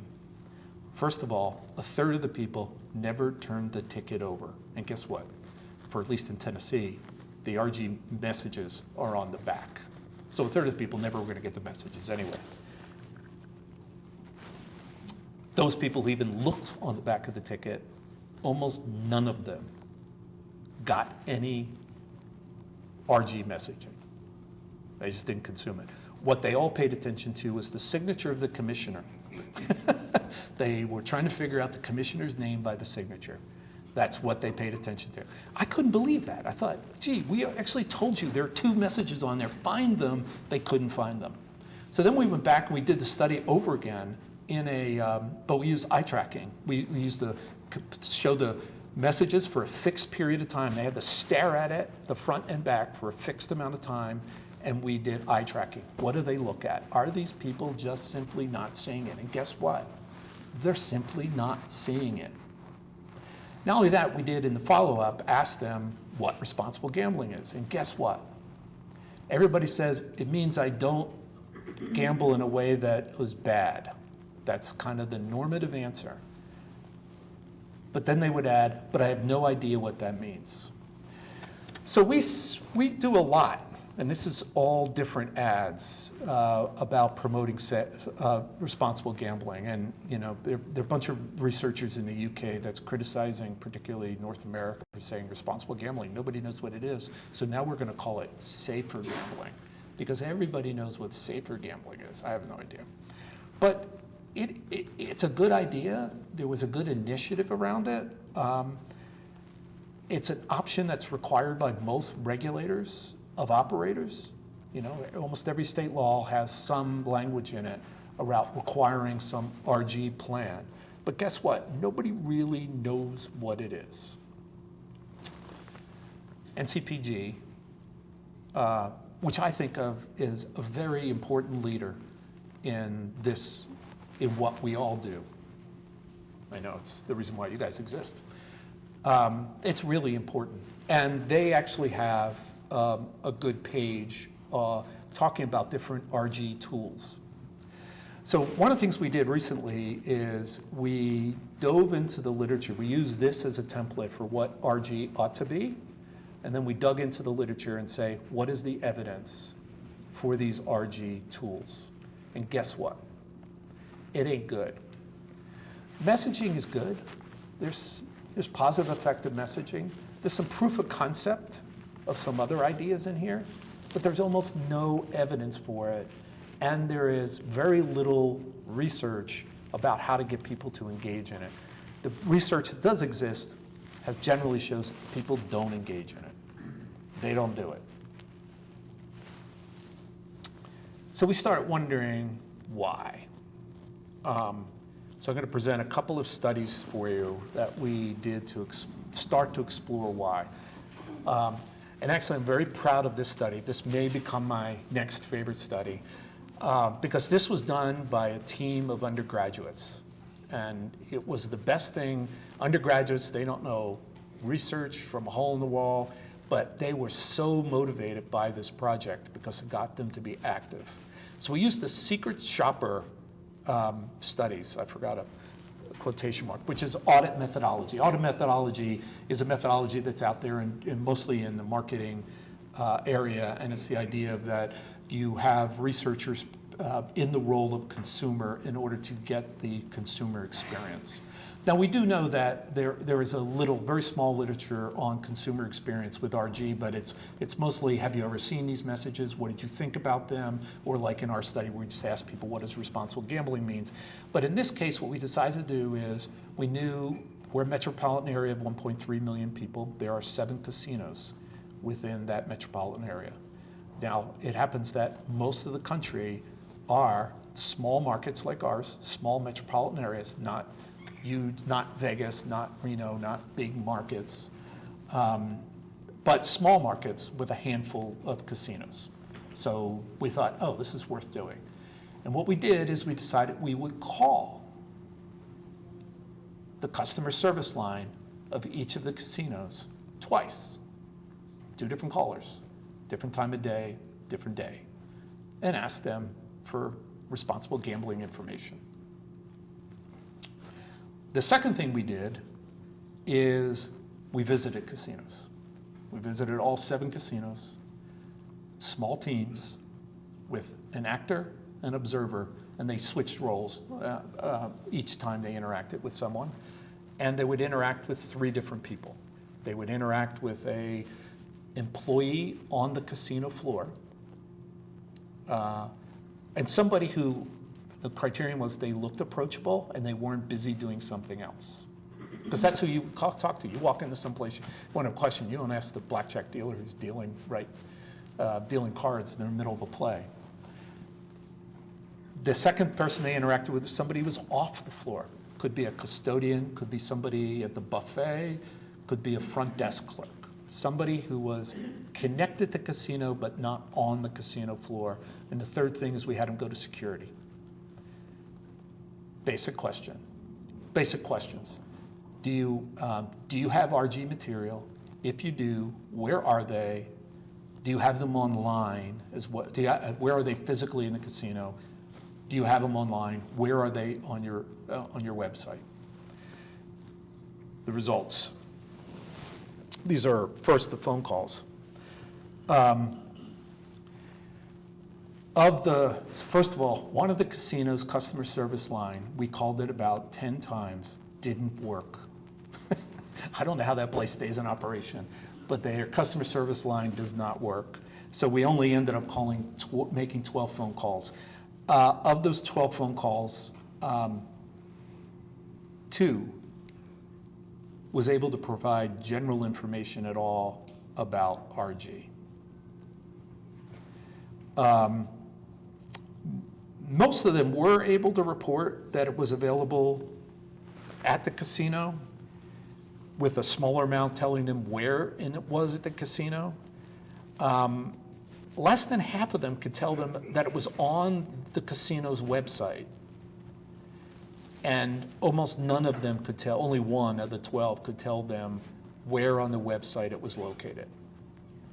I should add to this that these phone calls, even the successful ones, required multiple people to be connected to the phone and put on hold for a significant amount of time.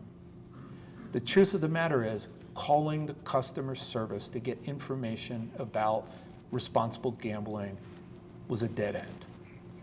This is something that the laws in both of these, in Arkansas and Mississippi, require annual education of all employees. And guess what? These people answering the phone, almost none of them. And you think about it from the perspective of a consumer. If I call and I don't get information, I'm not calling back. I got no information. And I'm a pretty persistent guy, but I would never call back. How about the visits? Similarly, what we found was, other than off-the-floor employees knowing exactly where the brochures were, there were huge gaps in the casino employees for knowing what RG was. We had people saying, I don't know what that is. Let me go find somebody who can help you. There were lots of good customer service attitudes, but very little delivery when it came to searching for RG material. Very little knowledge of where it was on their website. And this is where they're required to have annual training. So did we just happen to hit everybody who hadn't been to the annual training this year? I don't know. But the truth is, again, walking into a casino and asking for this information, you're not going to get it. It's very unlikely you're going to get it. Next, we did exactly the same, calls and visits, but ask about self-exclusion. The remarkable thing is, customer service lines, I got to squint to look at this, when we call them and ask them, how do we exclude from the casino? Half of the calls ended without any information whatsoever. The customer service line did not know. And it went as far as many of them saying, oh, can you tell me what that is? I don't know how to help you that way. And I'm talking about good Southern people. They're there to help you. They'll get you sweet tea in a moment, but they can't tell you what self-exclusion is. Similarly, going to the casinos itself, incredibly low rates of knowing what self-exclusion was, better rates of telling you that it might be available in the casino. What surprised me is on the floor employees, almost none of them knew where it might be, how to self-exclude on the website. There are also some really interesting experiences here, including having a security guard at one casino say to the young woman who was the actor in this case, saying, I have forms for you to self-exclude, but you have to come in the back with me. I have them in the back room. We can fill them out there, but only if you're really going to do it.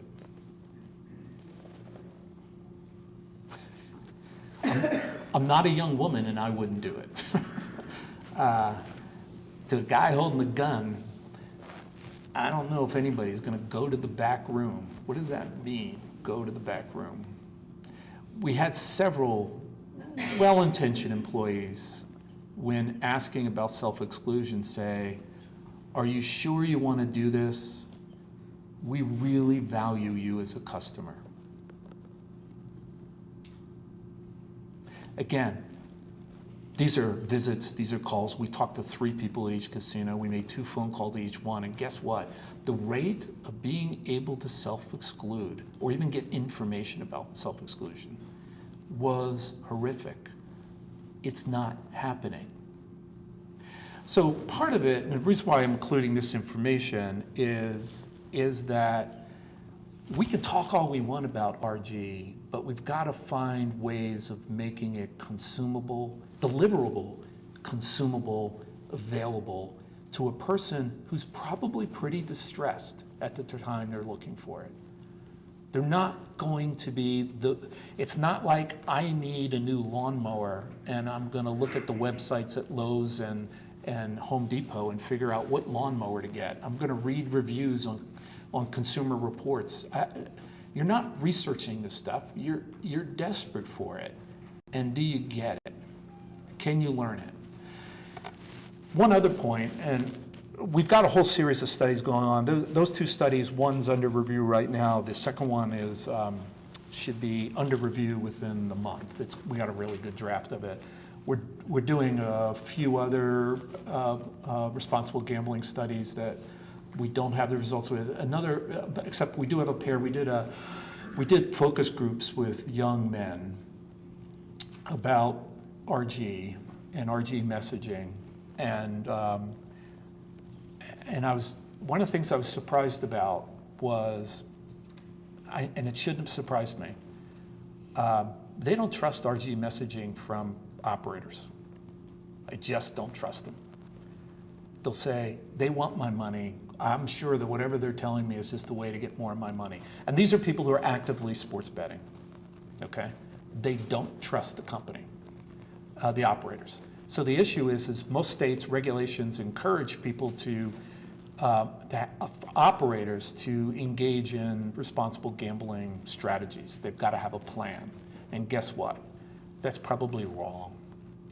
Consumers are very skeptical about operators and what their initiatives are. And maybe that's not the way to do it. Maybe we should be shifting and charging operators to put money in a pool and have a third party market it. I don't know if that's going to work any better, but it ain't working by saying that you should get that information from the operators. So no wonder, you think about it. I get on an app not to find out how I can stop myself from gambling. I get on the app to make a bet. So the fact that I'm going to stop by the RG tool, yeah, I get it now. No, and in fact, in our focus groups, we find nobody does that. Nobody looks at that. Oh yeah, they send me these messages. I don't know why they're sending it. It's the same. They'll send me a message, and 5 minutes later, I'll get a message about how I can this parlay that I can bet on. So what's that about? So people don't trust it. So they're not even beginning to consume it. So we're working hard. This is a slide to show you. We're working hard in order to try to better understand what we should do, what we should ask, how we should approach these RSG messages. What should the advertising be like? How do we market this? Marketing works, but we don't do it. We have this 1-800-GAMBLER at the bottom. Problem gambling, 1-800-GAMBLER. And actually, everybody ridicules focus groups. Everybody ridicules that. As soon as somebody brings up, oh yeah, that's the end. Might as well be a Viagra ad, Yeah, you're right. I laugh at all those Viagra ads. We got to do this all differently.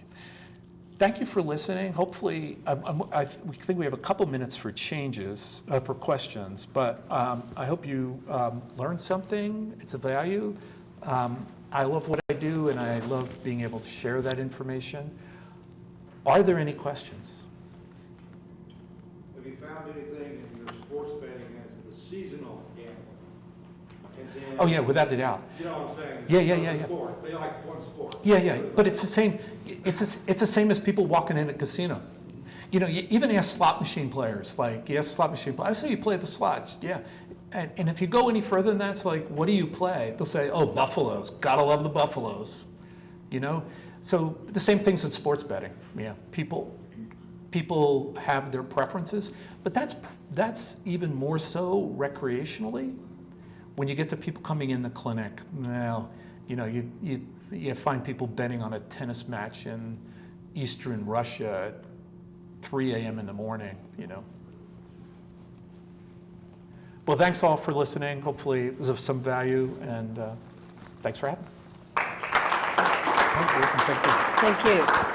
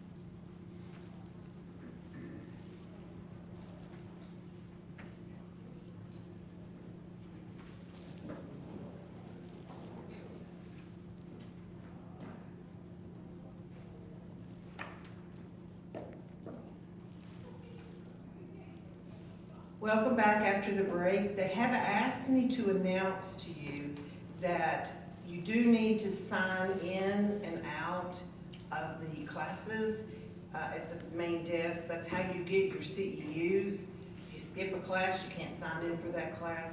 So between classes, do go out there and make sure you get signed in. Reminder, as soon as Jeremy finishes his presentation, we'll make way to the room next door for lunch. We have several invited guests here from Indiana who are coming to see the presentation of the awards. And that's always a great time to recognize those who help us in the field of gambling addiction. Our next presenter is a very good friend of mine. We've known each other for 13, 14 years probably? 15, 15 years. give or take 20. Give or take 20, he said. We used to work together at the same place, and now we continue to work together in different places, and he's an excellent presenter. We have Jeremy Kiefer, who is from Owensboro, Kentucky, and he is the Community Health Evaluation and Population Health Liaison. To me, that says he does a lot of things with research and numbers and data, and I've seen some of his work, and he does. We mentioned in the last presentation about the 1-800-GAMBLER hotline. Jeremy is one of the instrumental people who has worked with that hotline, which for Kentucky is answered at the organization where Jeremy works. And he has taken plenty of gambling calls over the years, so I don't know if he probably shares some of that. And we kept looking at each other and saying, yeah, they will call, and they're not as good to show up as we'd like to see them. So maybe we've got some new strategies for that. So I'm gonna turn it over to Jeremy.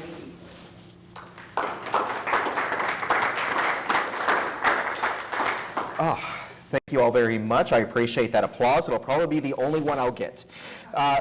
Thank you all for joining us today, both in person and online via Zoom. I also want to take a special moment just to kind of point out those that are here and online that are certified peer supports. What you do is instrumental and has been such a boon to providing the support that Kentuckians need and those that are experiencing gambling issues and gambling related harms. You are absolutely worth your weight in gold. And I just want you to know I appreciate all of you, as well as my coworkers and colleagues that work with our helpline at River Valley Behavioral Health. In addition to working with River Valley and being a member of the board, I'm also an instructor of Masters of Social Work at Brescia University in Owensboro.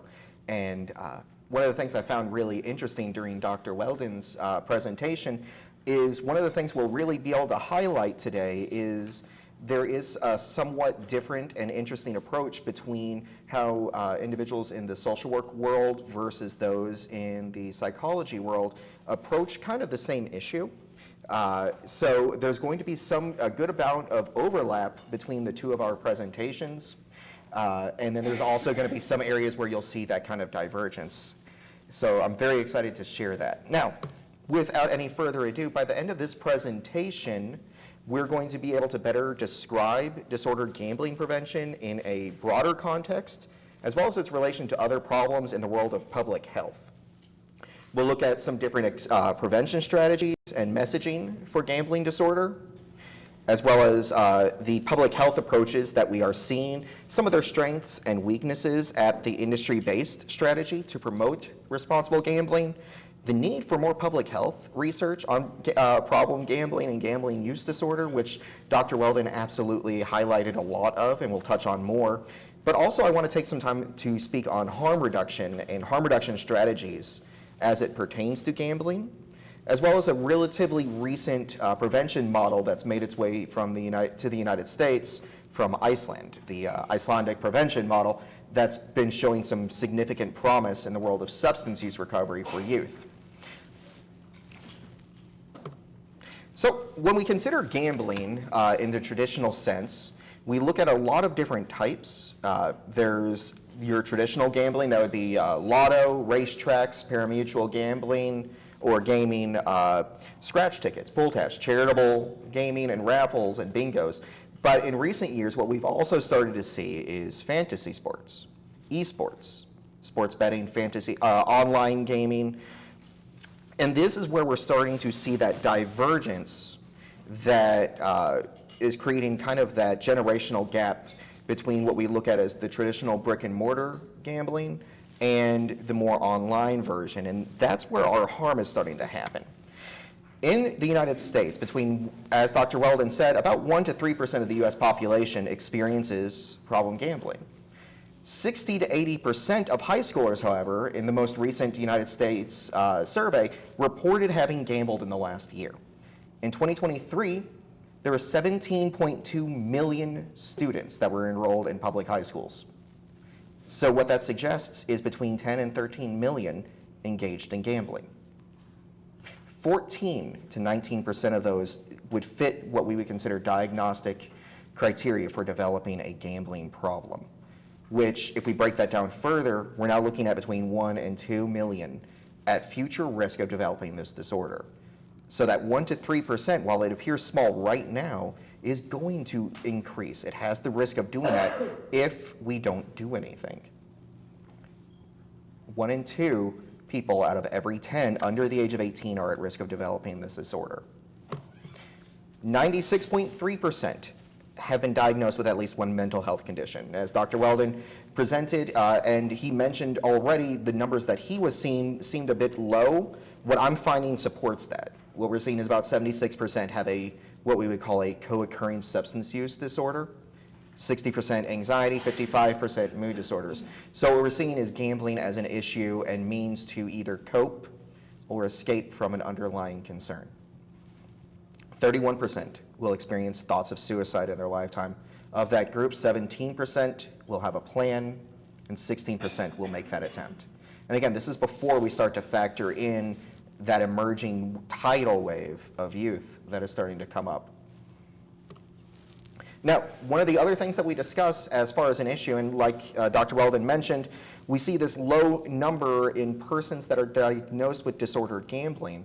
And I feel like, to me, a big reason for that is that we have this unnecessary discrepancy and distinction between what is problem gambling versus what is disordered gambling. So I wanted to kind of highlight the differences here. Both are behavioral patterns. Both are persistent across settings and time. Both are maladaptive and both present with cognitive distortions. But the difference for problem gambling is we're looking at it as a syndrome of actions. However, the 9 criteria that we look at to be diagnosed with disordered gambling are a syndrome of actions. So to me, what that says is there isn't really a functional difference here. So that's something I would like and encourage you all to keep in mind. So who's at risk?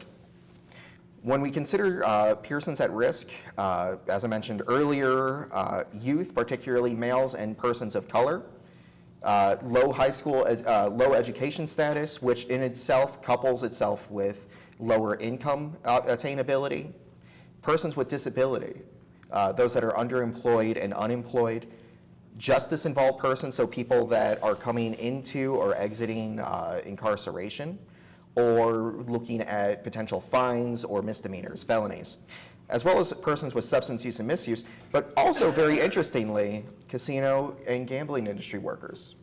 We swim in the water we're given. If you don't know better, if you go into the area that got you sick, it shouldn't be a surprise to us that you're going to not get better, or you're going to have a harder time doing that. So one of the reasons why we consider risk factors for youth is, and this is what we've been seeing with research, is social media and social media influencers. The algorithms that we see within social media very closely mirror those that we see with random number generations in slot machines. Notifications, likes, shares, and some platforms and social media mirror the reinforcement models from slot machines. It triggers a sense of accomplishment and satisfaction that encourages and increases that engagement and creates a psychological craving among those that have this or are vulnerable to this issue. The endless scroll feature you see on things like Meta, X, Instagram, and the like mimic the continuous nature of gambling as well to provide an unbroken stream of content. Now, when you add into that the gamification of gambling, adding those video game factors that children and youth grew up with, we see it very simple to slide from one dimension to the other. Gambling provides points now, badges, leadership boards that create this sense of competition, and that increases and furthers that feeling of engagement to keep folks locked in. All of these are what are creating a very high vulnerability among young people. Now, when we look at public health and prevention, I did want to include here the definition commonly that we look at with public health, which is the science and art of preventing disease, prolonging life, promoting health through organized efforts and informed choices within our society, organizations, public and private communities, and individuals. So from the perspective of public health, what we're looking at are socioeconomic determinants, those social qualities of life factors that can create a protective ground for us to prevent issues in the future, or create a garden for us to fester more into it. The epidemiological examination to understand the distribution of harms and protective factors at a population level, as well as primary, secondary, and tertiary prevention, and then harm reduction. So when we talk about primary prevention, what we're looking at there are creating social factors that can protect individuals before whether they're at risk or not. So we're looking at poverty alleviation measures, increasing literacy attainment, livable wages. At a secondary level, what we're talking about are screenings. Tuesday was Problem Awareness Screening Day for gambling disorders. This month is Problem Gambling Awareness Month. Those are secondary prevention measures. We are directing and trying to address ways to support persons that may be at risk. And then lastly, we have tertiary prevention measures. This would be groups like Gam-Anon, Gamblers Anonymous, GA, even our helpline, where we're trying to create supportive measures for persons that have been diagnosed or are showing those warning signs and they realize that they need help. So as you can see, graphic design is my passion. Some of the harms that we consider when we look at public health are harms related to resources, our relationships, and our physical health. So what I want to do is talk a little bit more about that. So emotional health with gambling is a feeling of diminished self-worth, feelings of inadequacy, shame, insecurity, and all of that factors together to create an increased susceptibility to stress and thoughts of suicide. Gambling disorder, individuals that are diagnosed with it do have the highest risk factor of death by suicide of any non-substance use addiction. It doesn't even come close. There aren't many jogging activities that are involved with lottery or slot machines. So what we see also are sedentary behaviors, which creates its own physical health issues of obesity, diabetes, cardiovascular disease, and heart disease. Toxic stress syndrome, the constant activation of our parasympathetic nervous system, heightening these levels of stress within ourselves, constantly needing to be aware of what's going on and raising that adrenaline, the norepinephrine in our body, will also lead to those same issues within our cardiovascular system. It breaks us down at the genetic level. And then cultural harm. Shames related to expected roles, the loss of connection and community, and reduction in culturally significant practices. And what I refer to here with culturally significant practices doesn't necessarily only relate to our identified ethnic culture or racial culture, but also families. Loss of missing out on birthdays, anniversaries, holidays, things that were important to us because we're spending time chasing those losses or wondering where our next win is going to come from. Financial security, if you had savings, there is a loss of that. The diminished ability to meet our own basic needs and constantly borrowing against our future to pay for the now, that persistent debt cycle. Dishonesty and relationship breakdowns. Separation, rejection, and isolation. from our social circles. And this is where we start to see that coupling of suicidal ideation, because we are removing ourselves from that social safety net that prevents those types of thoughts. We are removing ourselves from the connections that we've created and should be valuing. So when we consider problem gambling, it creates this kind of feedback loop of other problems as well. We see that socioeconomic issue, the comorbidities of mental health diagnoses and substance use, the reduction in quality of life, the interference with the criminal justice system, and those impacted populations that are more likely to be at risk than others. As a fair warning, especially as I get into the areas of harm reduction, I do have some slides that have pictures of gambling paraphernalia, playing cards, slot machines, and the like. If you do need, and that is a thing that could be triggering for you, I'll try my best to give you a warning ahead of time. But once I do get into the slides about harm reduction, that is a factor that you may need to prepare yourself for if needed.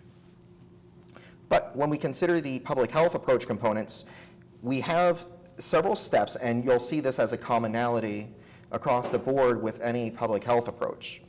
We want to know what the problem is.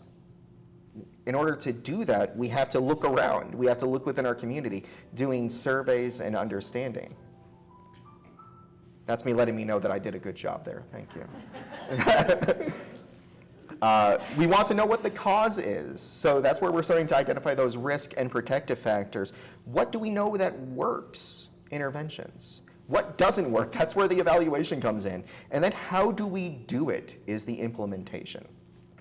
And this is a constant cycle of looking at the problem, identifying the problem, developing a plan to address it, evaluating how effective or ineffective that was, and then going right back to the start and doing it over again, fine-tuning it as we go. So, some risk factors and protective factors for gambling disorder.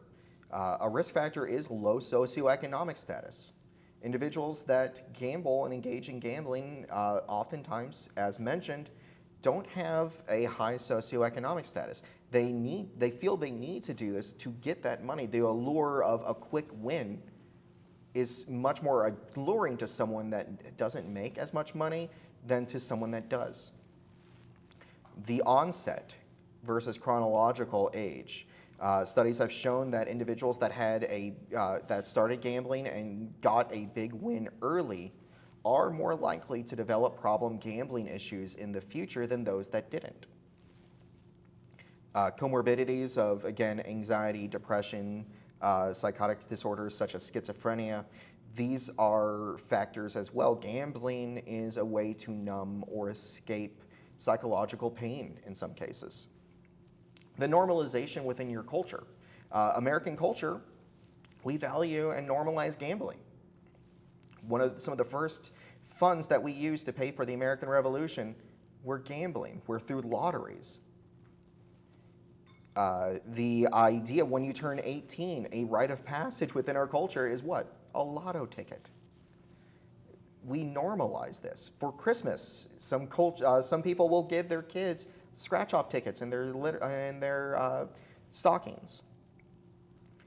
The absence of support networks to encourage people to give them activities that don't revolve around gambling, and then most of all, and this is a commonality with any addiction, trauma, especially in childhood. Adverse childhood experiences are a very significant predictor of just about every single type of addiction. Now, what about protective factors? It's not just enough to have low adverse childhood experiences. We also need to couple that with positive childhood experiences. The presence of 1 to 2 adults that are not family, that take an active and personal interest in you, are demonstrably important for the well-being and growth of persons. I cannot understate how important early childhood mentorship is. So programs like the YMCA, Boys and Girls Club, Girls Inc., those are so important for our young people. Having supports that don't gamble, and again, an early gambling loss. Other activities that don't involve gambling or relate to it a living wage. Again, if you have a living wage, the socioeconomic status, that counteropposes itself. And then barriers to access. With the advent of online gambling and fantasy betting, sports betting, we are removing one of these protective factors just by the virtue of that being there, and that's that barrier to access. Folks will say, like Dr. Weldon mentioned, that online gambling, it's not really illegal, it's not legal right now in Hawaii and Utah. I can just use a VPN and I can still access that activity. I can just pretend that I'm in a different state and still gain that. We are removing a protective factor by increasing access in that way. So what does effective prevention look like? We have to take into account the person in the environment. None of us exist in a vacuum. We are all interconnected, every single one of us, whether we know it or not. Just for the people in this room and watching online, we're part of a network and a community of people that are dedicated to trying to address and mitigate the harms related to problem gambling. The development of effective prevention is constant, having to constantly reevaluate and evaluate and fine-tune those issues. Creating awareness, and most of all, destigmatizing problem gambling, moving it from that framework that this is an individual responsibility to one of community and culture, changing the conversation in and of itself to promote equitable treatment and inclusivity. So it's not just enough to create a prevention model that only works for one subtype or one community of persons. It needs to be something that's effective for everyone. So in practice, we're wanting to change conditions in the areas that support, encourage, or enable the development of problem gambling, foster well-paying and fulfilling jobs, create activities that are not centered around gambling, and provide essential services at low to no cost. One of the things I was just discussing with Dr. Weldon is for persons that are wanting to reach out for help right now, problem gambling is still not something that is widely insured by insurances. So if you have an issue with gambling and then you find out that you need to go see this therapist, but the therapist's not covered under your insurance and you don't have the money, what are you going to do to get the money? The thing you're used to doing. We create our own self-fulfilling cycle of problems. So it is so important to address these socioeconomic factors that are creating this problem in the first place. So again, graphic design is my passion. Two public health approaches to problem gambling. What we're going to look at are two that are commonly used with prevention. That's the socio-ecological model and the health impact pyramid. So the social ecological model, what we're recognizing here is that individuals' health and well-being are influenced by multiple factors, from characteristics individually to social policies that are within our community and our state and at the federal level. We want to emphasize the interconnection between these two. And in order, if we use the social ecological model when trying to address issues, what we see is we're more likely to sustain prevention efforts over time, as well as achieve impact at a population level. So what does this look like? When we consider the issues related to problem gambling from a socio-ecological model, what we see here is the person who has issues with substance misuse, anxiety, and depression. But am I allowed to move this, Cindy? Is it okay if I take this off and move, or? Yeah? Okay, great.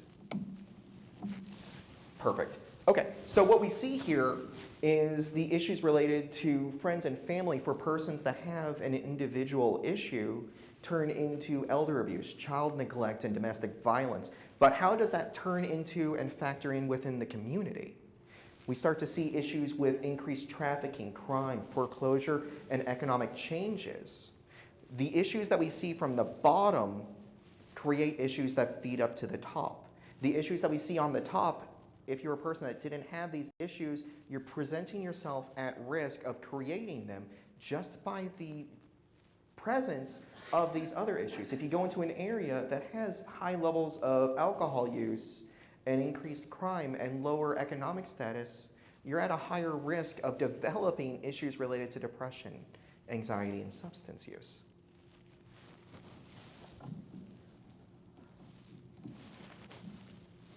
Okay, great, still works. Okay. So when we look at prevention with the socio-ecological model, at the individual level, what we're trying to do here is promote attitudes and behaviors to prevent or discourage problem gambling-related activity. For relationships, we're promoting positive interpersonal norms. So behaviors and cultures and attitudes to create those positive and healthy relationships as well. Within our community, we're improving the physical and social environments and communal settings and addressing those conditions of poverty that can become those risk factors to future gambling behavior. And then societally, we're creating and promoting those cultural and social norms that cannot coexist with gambling. So creating behaviors that are more cultural and community driven than individual. Gambling is such a solitary activity. Even when you're playing with groups of people, you are playing by yourself. When you're at a table with others, you are competing against them by yourself. So the creation of cultural behaviors and norms that encourage group participation and group success are antithetical to the individualistic behaviors that are in gambling. Advocating for social policies that maintain or improve economic stability. So this is not getting political, but things like universal health care, a basic living wage for folks, being able to have successful and affordable education, creating those pathways for young persons to achieve a college degree without having to incur debt or create a debt cycle. All of these go towards addressing those social inequalities and strengthen financial security, education, and employment opportunities that, again, are antithetical to the development of problem gambling or disordered gambling behaviors. Now, the health impact pyramid is a visual framework that we can use that represents different levels of intervention. The base of it represents the interventions that address socioeconomic factors with the greatest potential to improve population health at the bottom, and at the top representing those that have the greatest potential to increase and improve individual behavior change, but have less impact on the overall majority. So we'll go ahead and show a picture here in a moment. So what we see is at the top, counseling and education is something that requires more increased individual effort than those at the community level. Whereas at the very bottom, that foundation, are socioeconomic factors. That requires a much more long-lasting and effective improvement at a population level. So when we consider right now where we're largely at when we address problem gambling, we're much closer to those increased and heightened levels of individual effort than we are at the population level. And that's an issue that we'll touch on more as we move forward. But largely what we use when we're trying to address gambling disorder are harm reduction, self-exclusion, screenings, and helplines. We do have tools such as interpersonal and in-person therapy and treatment, but it's still largely doing the lion's share of work at the counseling, education, and clinical intervention level. So we're completely excluding a whole portion of the framework that needs to be included when we're thinking prevention from the equation here. All right, as I said, the next several slides that I have do feature gambling-related paraphernalia, such as playing cards, dice, and slot machines. So if you do need a moment for yourselves, I'll give you that before I move forward. I can take that time to ask if anyone has any questions. Yes, ma'am. I'm just wondering if you can share some resources where we can see the data. I know you said that this population has the highest success rate of suicide. Where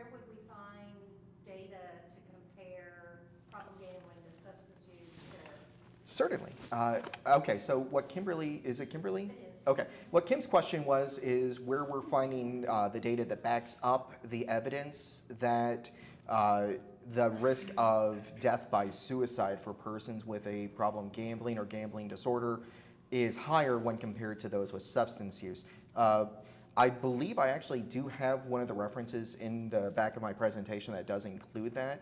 Ronselyn, would you happen to know any others? There's a lot. We, I was gonna say, there's several, but that's pretty well documented in the research connection between suicide and disordered gambling. as Ronselyn said, there is a wealth of information related to the research that supports this. But if you'd like, my contact information and Ronselyn's are both in the packet. Please reach out. I'll be more than happy to direct you towards that as well. Of course. Okay. So there are some principles when it comes to harm reduction.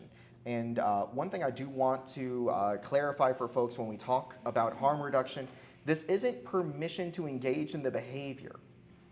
It's not. Harm reduction is something that is designed to mitigate or reduce the risk of future harm. How many of you have a seatbelt in your car? That's harm reduction. How many of you wear a helmet when you ride a bicycle? That's harm reduction. How many of you saw stoplights on the way here and ignored the yellow one? That's harm reduction. These are all measures that are in place to reduce potential harm. The mileage meter in your car that tells you how fast you're going or that I need you to get out of the lane so I can go forward, that is harm reduction. So, first off, in order for harm reduction to be effective, we have to also recognize that abstinence isn't the only portion of the solution. We understand that addiction and addictive behavior is a major part of the issue we're trying to address. So if we focus only on abstinence, we are ignoring, minimizing, and creating self-stigmatization for the individual. We're creating shame for that person. And if I feel ashamed, the lesson I'm learning is don't get caught. Hide what I'm doing. Lie. And these are all commonalities that we see with issues within gambling disorder. Second, the relapse rate is high. We have to accept that and understand it. We talk about a really good game in the field of recovery that relapse is a part of it, but it's not super often that I've encountered someone that, while they said that, didn't create that supportive pillow for that person to land on that did have that slip. We fail upwards. We don't go down. So accepting that when we're considering harm reduction is integral. Third, there is evidence of natural recovery, and this is something that I may skew a little bit differently from other presenters on when we talk about harm reduction, but here natural recovery refers to individuals that recover from an active addiction without therapy. So this is without therapy, without support groups, without similar interventions, and there is evidence to support this. In 2006, there was a national study of 45,000 people that rated high in risks of or history of pathological gambling. Only 7 to 12% of those persons actually sought help within that past year. 40%, however, did not experience any future issues in the next year. So what this suggests is our understanding of gambling disorder as a chronic disorder or a persisting one is inaccurate. And many of those that do recover do so on their own given time. And this might also be another one of those kinds of condemnations of the infrastructure that we really still need to focus on developing within the realm of harm reduction, prevention, and support for those with this disorder. If so many people are able to get better, but it's because they didn't find the help in the first place. And then principle 4 is recognizing that the realities of poverty, class, racism, social isolation, past trauma, sex-based discrimination, and other social inequalities and inequities affect a person's vulnerability to and capacity for dealing with effectively gambling-related harms. Gambling disorder is very much, to me, a disorder of magnitude. and it's a disorder of class and social economic status. A person whose yearly income is $25,000 a year, and they spend $10,000 of that over a weekend at a casino, is going to have a magnitude of gambling-related harm far more significant than a person who makes $75,000 or $80,000 a year, but spends the same amount. The money didn't change. The issue is socioeconomic status, issues of class, and availability of treatment. So when we consider harm reduction, you can't have that conversation if we're not talking about equity of treatment. So there are 3 traditional approaches when we're thinking gambling harm prevention, and that is at the population or public health level, the harm minimization of individual-focused health promotion, and then traditional clinical treatment or healthcare. So considering these 4 main principles, we can filter into any of them 3 main approaches for gambling harm in a traditional sense. The first is, like I mentioned, at that public health or population level. In this way, what we're doing is adopting an approach that considers how factors outside of the problem gambler's control influences their likelihood of experiencing a gambling-related harm. Second, we're needing to minimize that harm with individual-focused health promotion. So we'd be identifying those at risk for moderate or high-risk problem gambling. So this is those early screeners.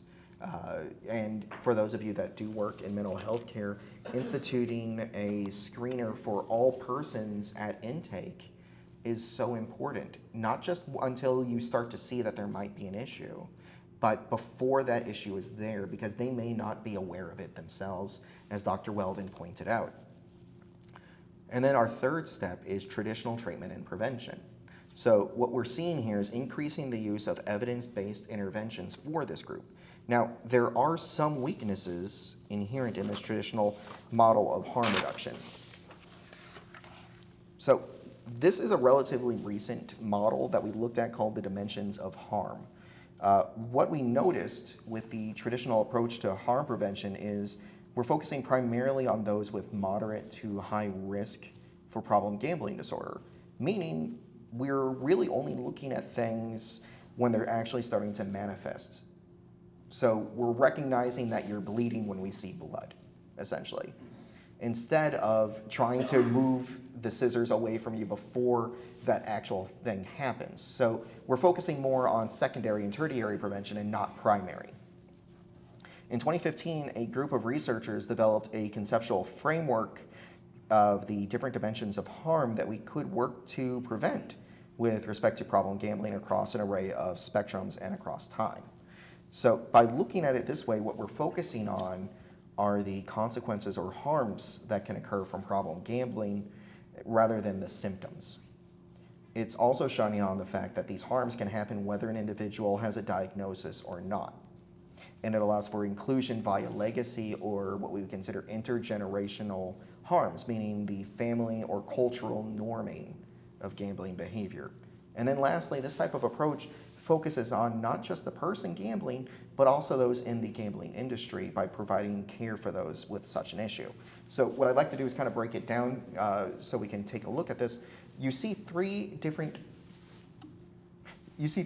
categories of time. We have general, crisis, and legacy. So looking at the first dimension of financial harm, the general harms here associated with that is a loss of individual savings and resources, which can turn into a crisis, a significant loss of resources at that point, and profound debt generation. And then legacy would be that kind of family of, say, opting out of your health insurance because you can't afford it, choosing not to get car insurance because now that's a fund that you could use at the casino.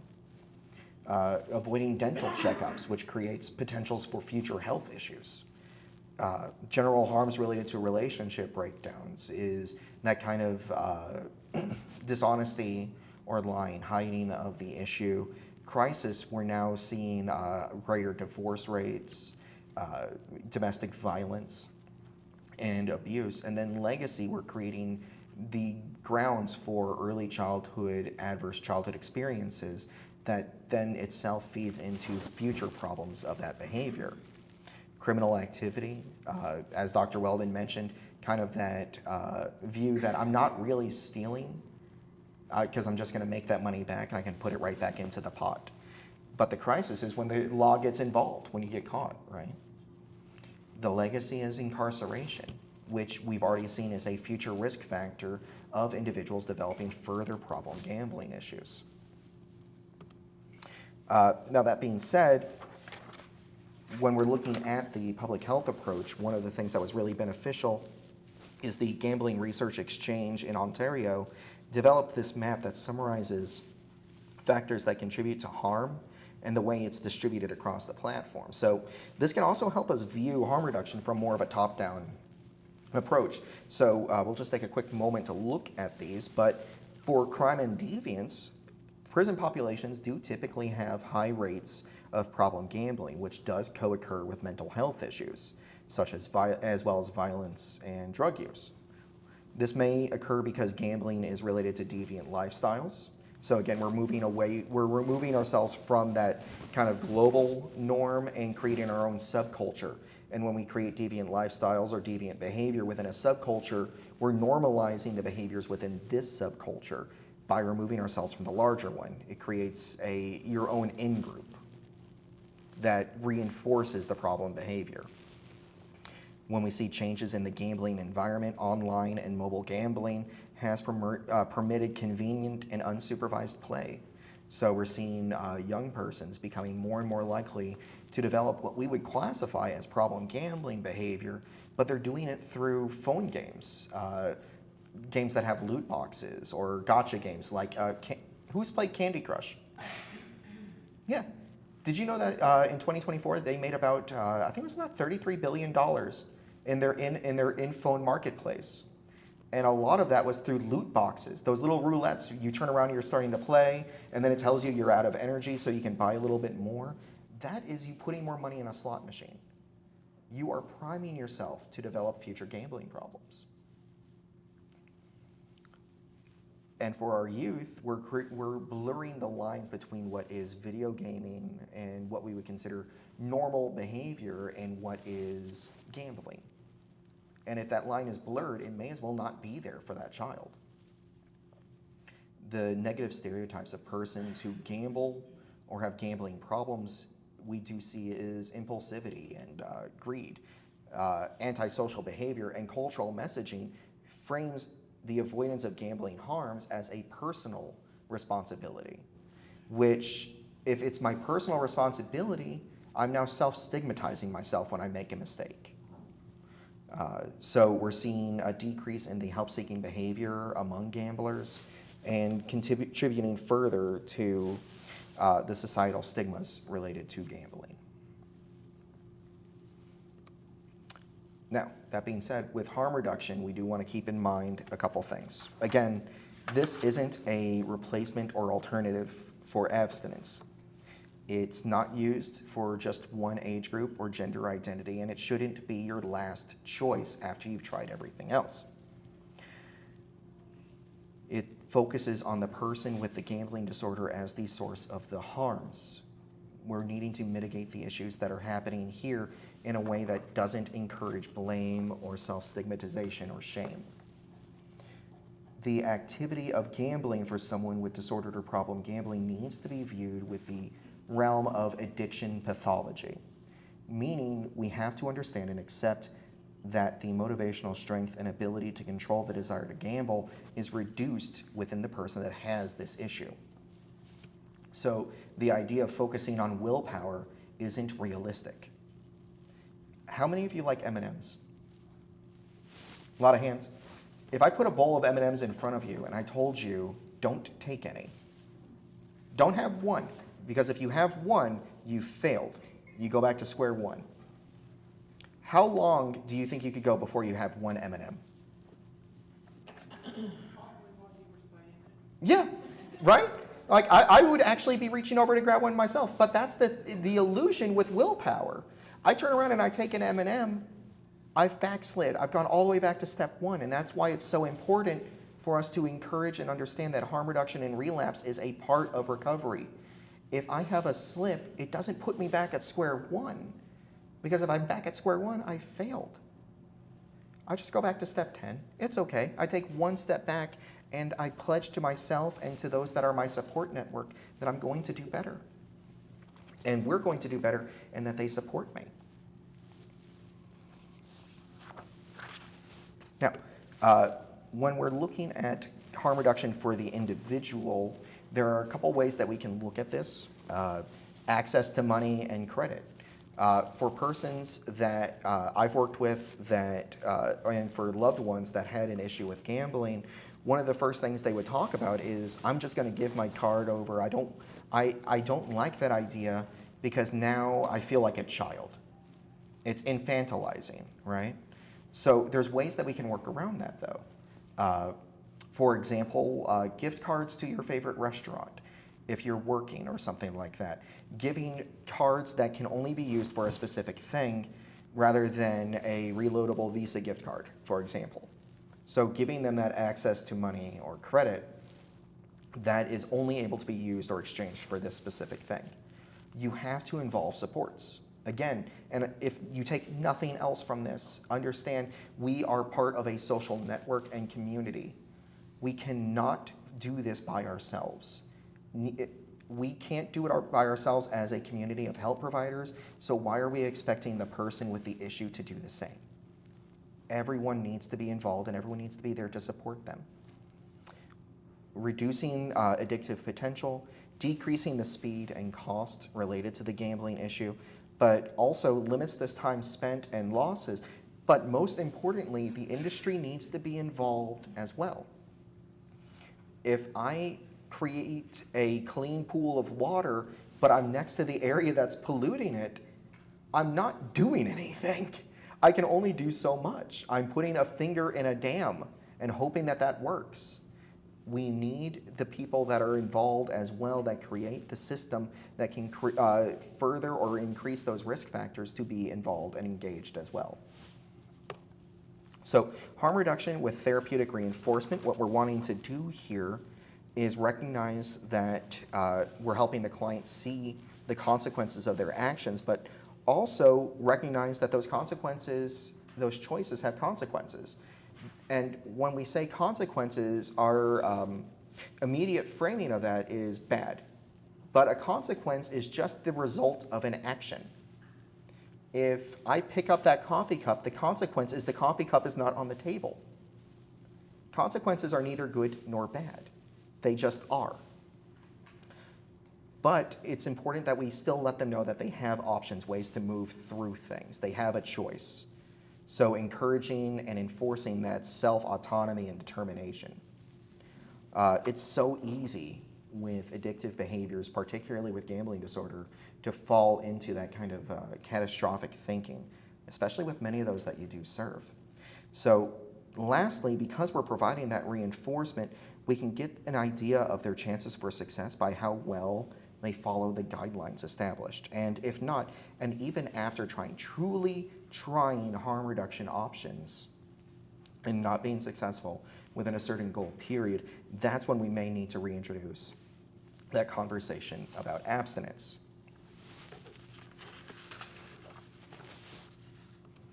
So here's some goals that we can have. When we're considering what goals we want for our clients, we need to think about short-term and mid to long-term when we're developing these, because those goals are going to look differently, right? Your short-term goals are your benchmarks, those ways that we can tell that we're on the right path for something versus that we're getting away from where we're needing to go. We need those feelings of little successes that can build to greater ones. So for the short term, what this may look like is a reduction or mitigation in the frequency of the gambling behavior, as well as the negative consequences associated with that client's problem behavior itself. And this can be done over increasing or improving that motivation and treatment retention, showing up and being engaged in sessions.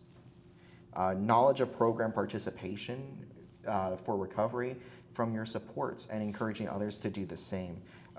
Recognizing the awareness of the harms that are coming from the patterns that we're doing with our gambling behavior, and organizational skills, scheduling and budgeting, recognizing where our time is being spent, where our money is going, and what we're doing with our day.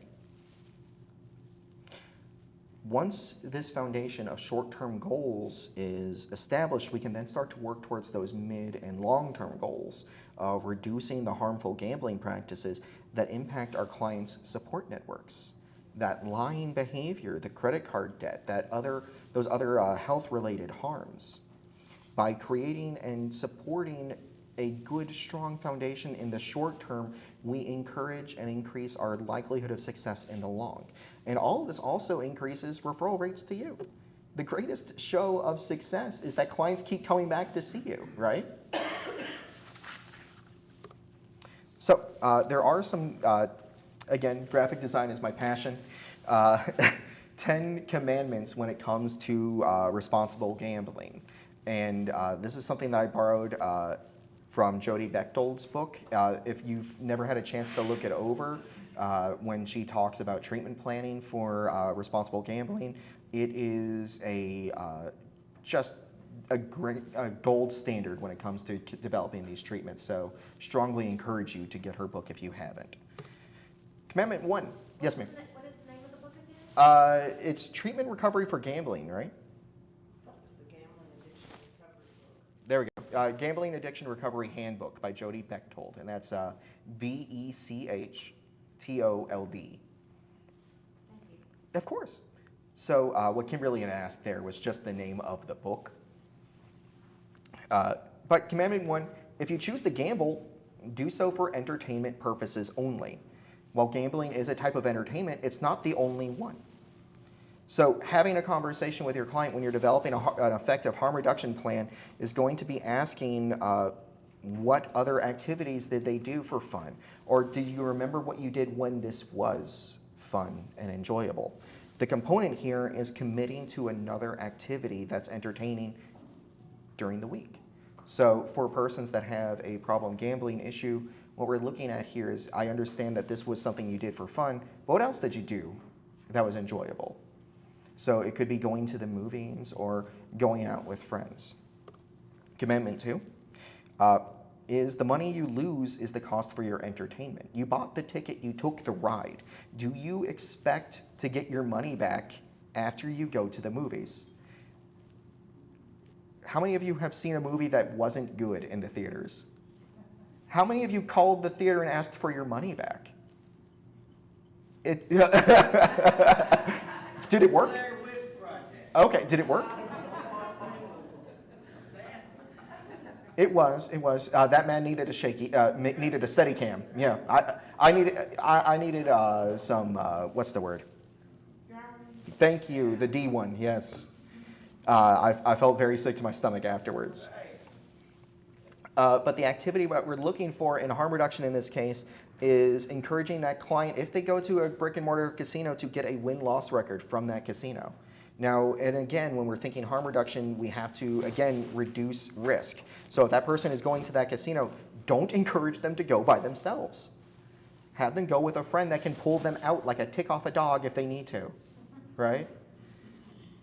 If they're online, have them take a screenshot or printout of their wagering history since they last logged on. Giving that visual confirmation, and that's what we use to battle that cognitive distortion that is common with this issue. There were a number of times that I would talk with a person that had a problem gambling, and the thing they could rattle off very easily is how much money they won. The thing that they didn't or would minimize is how much they lost and what it cost. Jim, Yes, ma'am. I've been dealing with a disordered gambler online for about a month now, and I've encouraged him. You're going to hear some more this afternoon about some of the banning apps. Mm-hmm. But I encouraged him to choose one of the banning apps. He got it on his phone, and this particular app traces how much money he hasn't gambled compared to what he would be gambling. Mm-hmm. He's seeing his savings, and when I talked to him this past week, he was so excited to see how much money he had not gambled. Mm-hmm. Positive reinforcement. Yeah, absolutely. And that's a big part of harm reduction. Again, harm reduction, when we think about this, isn't just giving permission to engage in the problem behavior. It is positive reinforcement to support you engaging in other behaviors while we're reducing the harm. Commandment 3, set a dollar limit and stick to it. Start a conversation with that client about how much they can afford to lose and dig into the details. Be curious. Ask questions, including their current financial situation. And most importantly, you need to avoid countertransference here. You may never want to spend as much money as someone that would on gambling or really anything. So it's really important to not sound judgmental or condescending when they want to spend more money than they don't actually have. During discussion, we need to use clarity here. So ask those questions. If they want to spend $500 at the casino this week, ask if that is per week or if they plan to do that per trip, right? $500 per trip over the week is going to be a lot more than $500 over the course of it. So it's important to ask questions.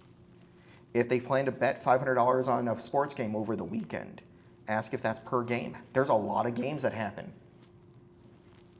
Especially, again, being curious and asking questions, you can help that client see that their answers may actually increase their harm and not reduce it. If they are increasing their harm, it is not harm reduction, right? When the answers are given completely, write those down with the specific amounts on their harm reduction plan and include those qualifiers of per game or per day, etc.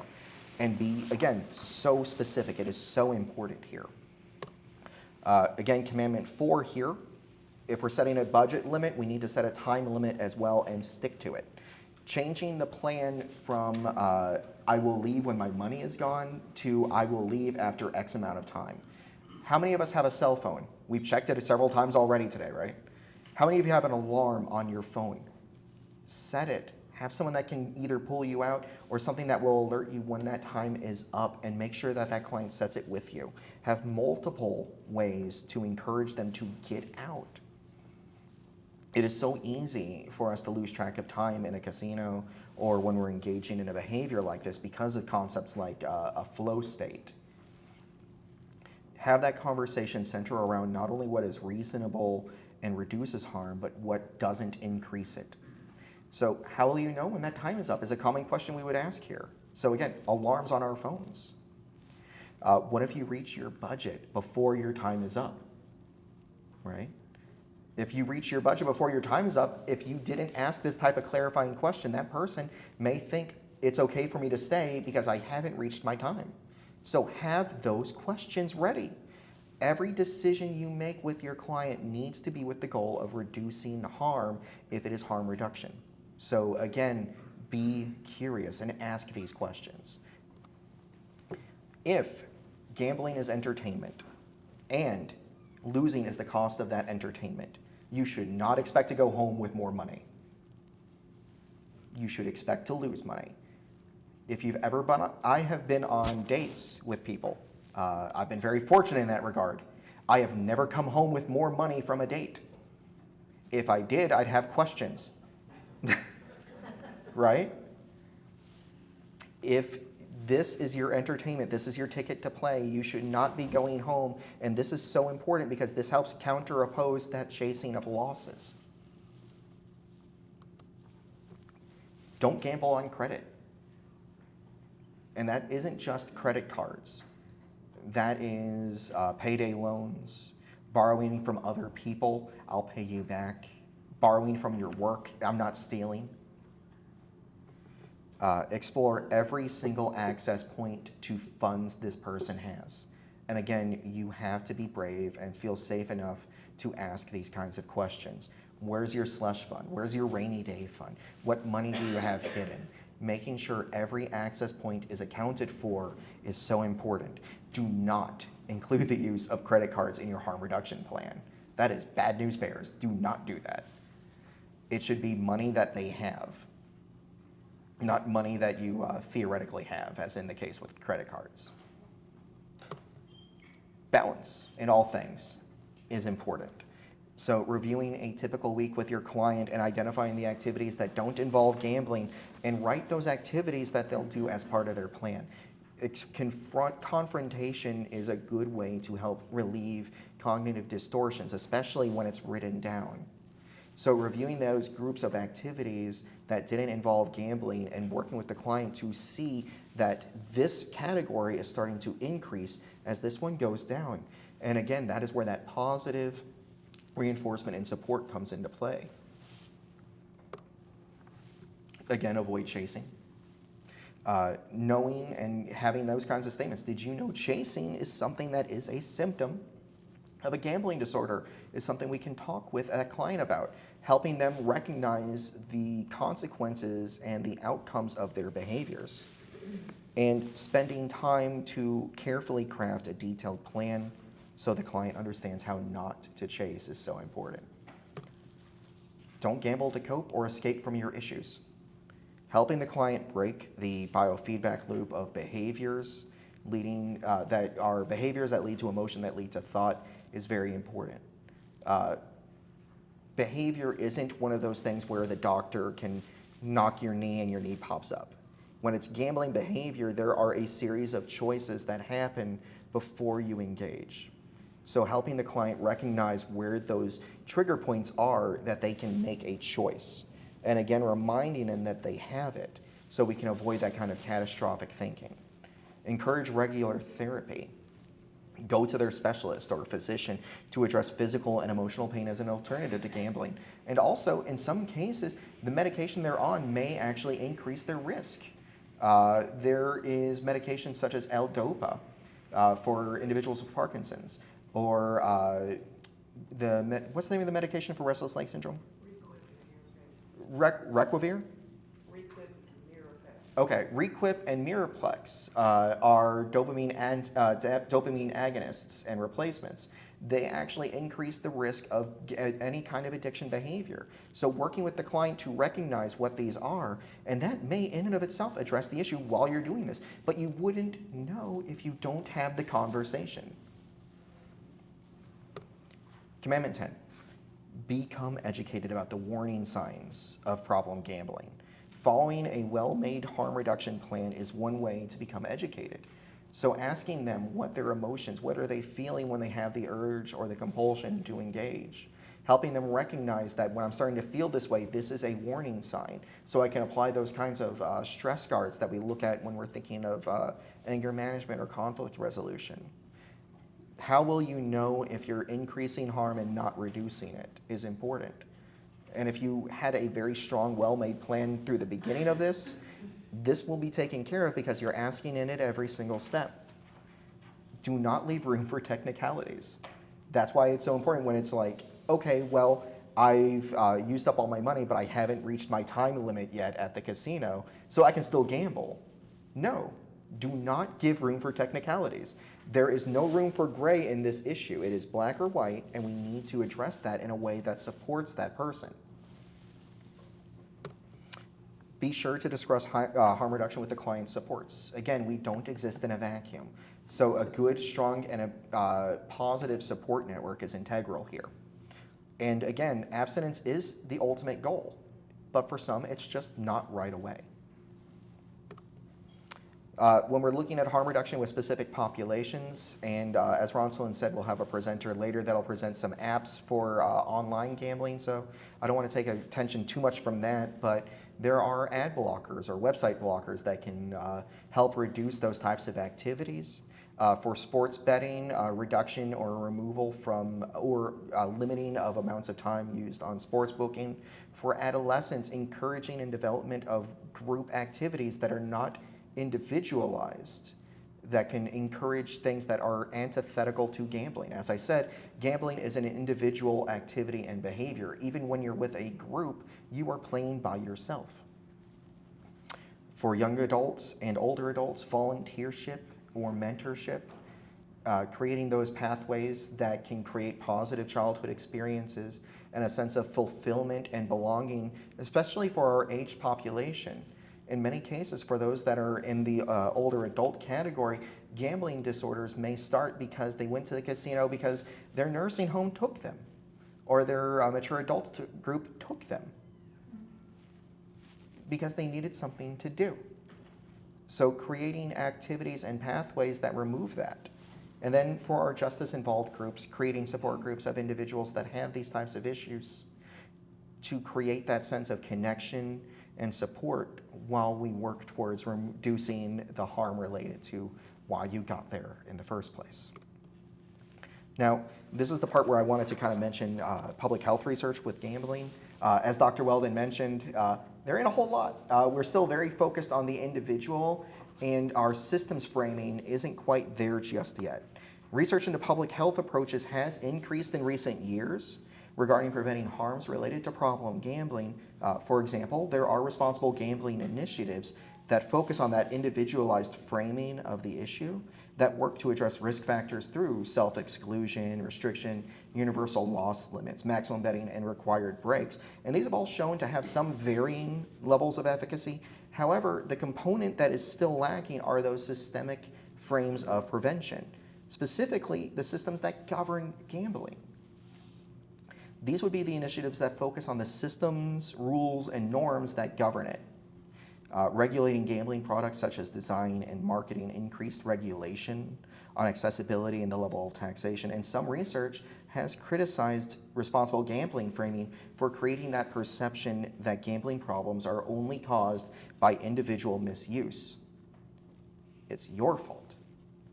But what we're ignoring there is the systemic features that encouraged or led to those behaviors in the first place. And arguments have suggested that responsible gambling messaging has a limited impact. And Dr. Weldon, again, to your credit, you absolutely mentioned this too, due to that overlooking of the role of the gambling industry and governmental entities. The suggestion here is we need to increase our frameworks to target not only affected individuals, but communities and entire populations. And that's something that leads us to a new model that's recently been coming up that came over from Iceland that is just, I'm really enamored with, and that's the Icelandic prevention model. It has 5 guiding principles.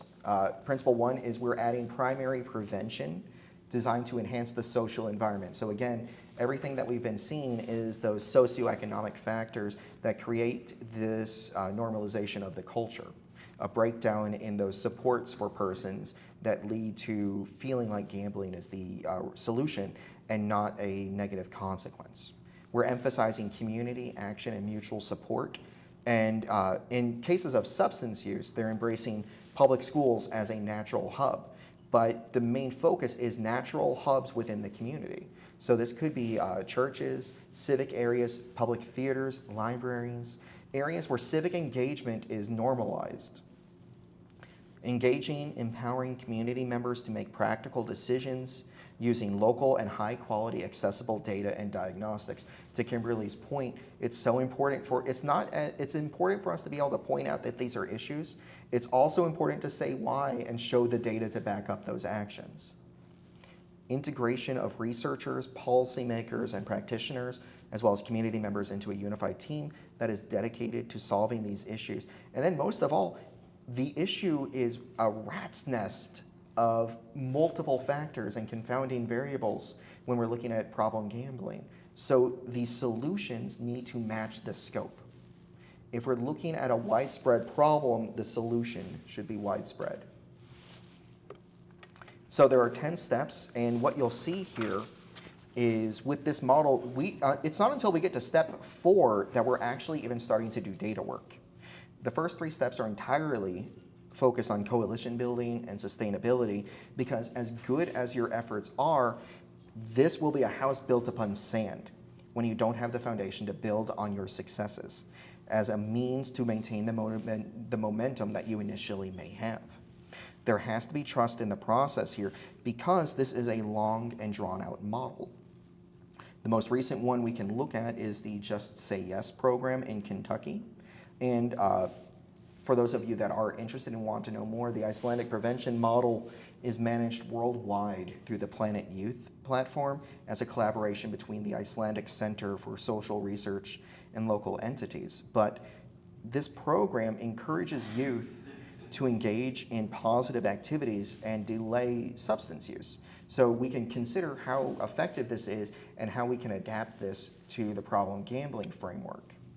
One way to increase is for them is through a Yes card, which is a voucher program. The card offering a preloaded $400 stipend to subsidized organized leisure time. So again, when we're looking at gambling issues, that is a very individualized activity. So this card is focusing on organized play, going out and playing at an arcade, maybe going bowling with your friends.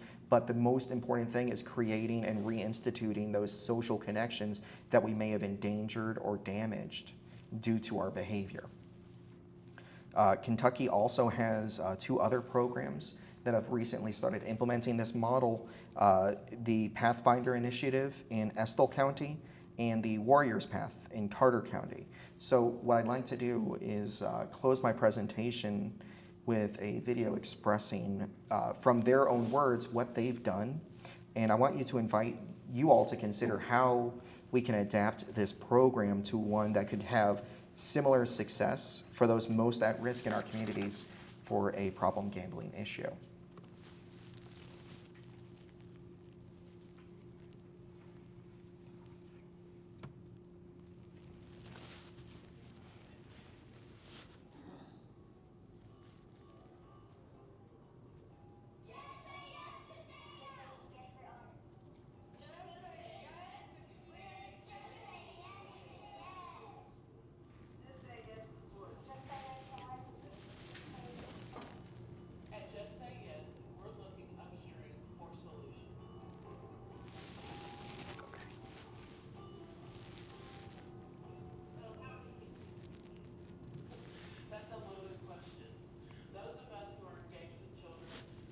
Can y'all hear okay?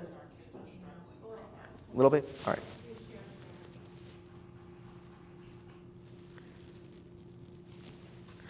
I thought I was more technically literate than I am. Well, I wanted to bring this mic, because this is the loudspeaker mic. Oh, well, it would also help if I turned the volume up on my computer. Let's see.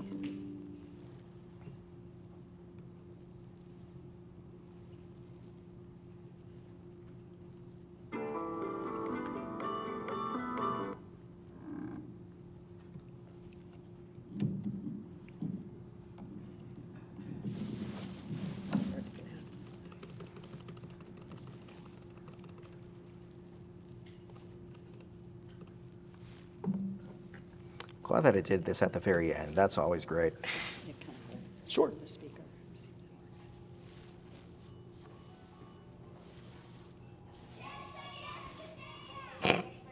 I don't think it helped.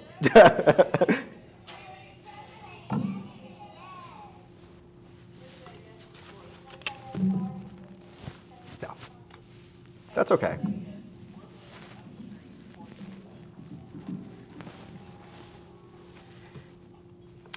Okay, so that didn't work. Why are you playing still? You can stop. That's okay. Stop that. Thank you. No, no. I'm so glad that everything decided to break down at the very end of my presentation. All right, I'd like to open up now for any questions or comments that anyone may have. Yes, ma'am. Just 2 things. Sure. I've heard about chasing losses, which is very much true, but my problem with my clients is chasing wins. Mm-hmm. I had a gentleman in my office who is a strong substance use recovery, and he said, and we've always kind of just tempered around his gambling, not really actively addressing it. And he said, I went to the casino the other day, and I went to the ATM and got some more money out, and I won $1,000, and that's gonna be the money that's gonna help me move out of my sober living. Mm-hmm. And I'm like, I am so glad you're moving out of that sober living clinic, but I am so upset at that ATM machine right now, because it reinforced Mm-hmm. that behavior. So just getting people to not go to the ATM machine at the casino is a trick in and of itself. Yes. And that loss or that win, I could tell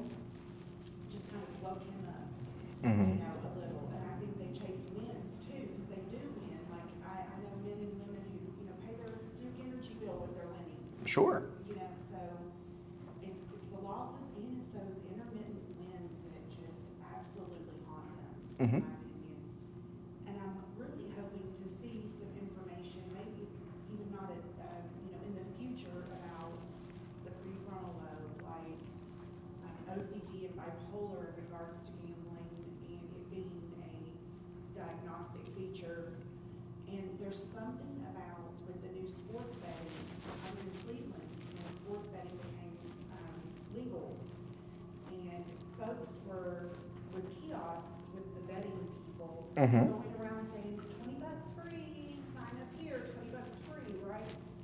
And there's something about numbers and also the free, the brain that really ties people in. It's a numbers thing for a lot of these people, obsessively looking at, my ups and my downs and the statistics. Sure. Like when I go to the sports betting kiosk, I'm completely overwhelmed. That's a different language. So, and I'm so sorry, what is your name? Megan. All right, so what Megan pointed out is with the two statements of one is chasing wins, but also the kind of fixation on numbers and statistics are both the same commonality that we see with disordered and problem gambling, which is cognitive distortions. A good and effective harm reduction plan would factor in and control for the use of an ATM because you're only going in, if you go in with a set time limit, but you're also going in with a set amount of money and you aren't going further than that. Again, when we're creating solutions for folks, what we're wanting to ask is this increasing or is this reducing harm? So now as far as like prefrontal cortex and neuropsychiatry, I am an amateur at best when it comes to that. But what we do see is the judgment factor of our prefrontal being inhibited, and that's part of that cognitive distortion as a result of gambling and addictive behavior. Yes, ma'am. Is it a good thing to, if they tell you their wins, to ask them their losses? Is that a thing that makes them think about what they lost, or is that kind of judgmental? So if we're going towards judgmental, we're starting to lean, I'm so sorry, what Christina asked is when we're having that discussion of wins and losses, are we veering, how do we balance that without sounding too judgmental with the client? And again, when we're looking at that kind of harm reduction, part of the way of confronting and resolving those cognitive distortions is through gentle or supportive confrontation. So part of what we're looking at there is encouraging them to have a copy of their win-loss record, because when we're having the conversation, what we may see is a minimization of what those losses were as compared to the wins. But having it physically in front, I can't argue with a printed copy, right? I can't minimize this. So part of that strong and effective harm reduction plan, again, reducing harm, not increasing it, is being curious and having those questions. Now, if we're starting to feel like we're becoming judgmental, that's where we're starting to lean into those concepts like counter-transference. And if you feel like you're judgmental, chances are you are. So figure out, it might be important for you to be mindful of that kind of one size doesn't fit all in the way that we communicate with persons and use those types of confrontational skills. And again, to Dr. Weldon's credit, one of the things we looked at there with motivational interviewing, a big concept is that rolling with resistance and resolving that ambivalence that that person may have and resistance, helping them take that but out of their mouth, which is a big factor when it comes to minimization. Yes, ma'am. I am Dr. Vinnie Aline from Private Ricochet out of Fayette County. Okay. And stretching all the way to Jefferson County. We serve 8 counties. And we're very excited to begin this work with reducing gambling addiction in our service counties. So first off, I want to just acknowledge how brilliant you are. I mean, this is actually one of the best presentations I've ever sat in about 300,000 conferences. I am so glad you came in after Dr. Weldon was done. And I also want to say I love your graphics. Thank you. Thank you. Graphic design is my passion. Thank you. And then I also just wanted to offer just a personal experience. I was just recently on a cruise, Very often, and I play the slots every once in a while for entertainment, I say all this to say is that as an African-American woman, Yes. living in the Midwest, Mm-hmm. I have experienced many of the things that you have commented and shared with us in this presentation. And as I was sitting there at the slots, I won $66. Mm-hmm. And I gave every bit of it away. Now, I don't have a problem with gambling, because it was my entertainment money, and I Sure. cut it, right? Buy the ticket, take the ride. But I want to point out this, as I was sitting there, I thought to myself, I need to win.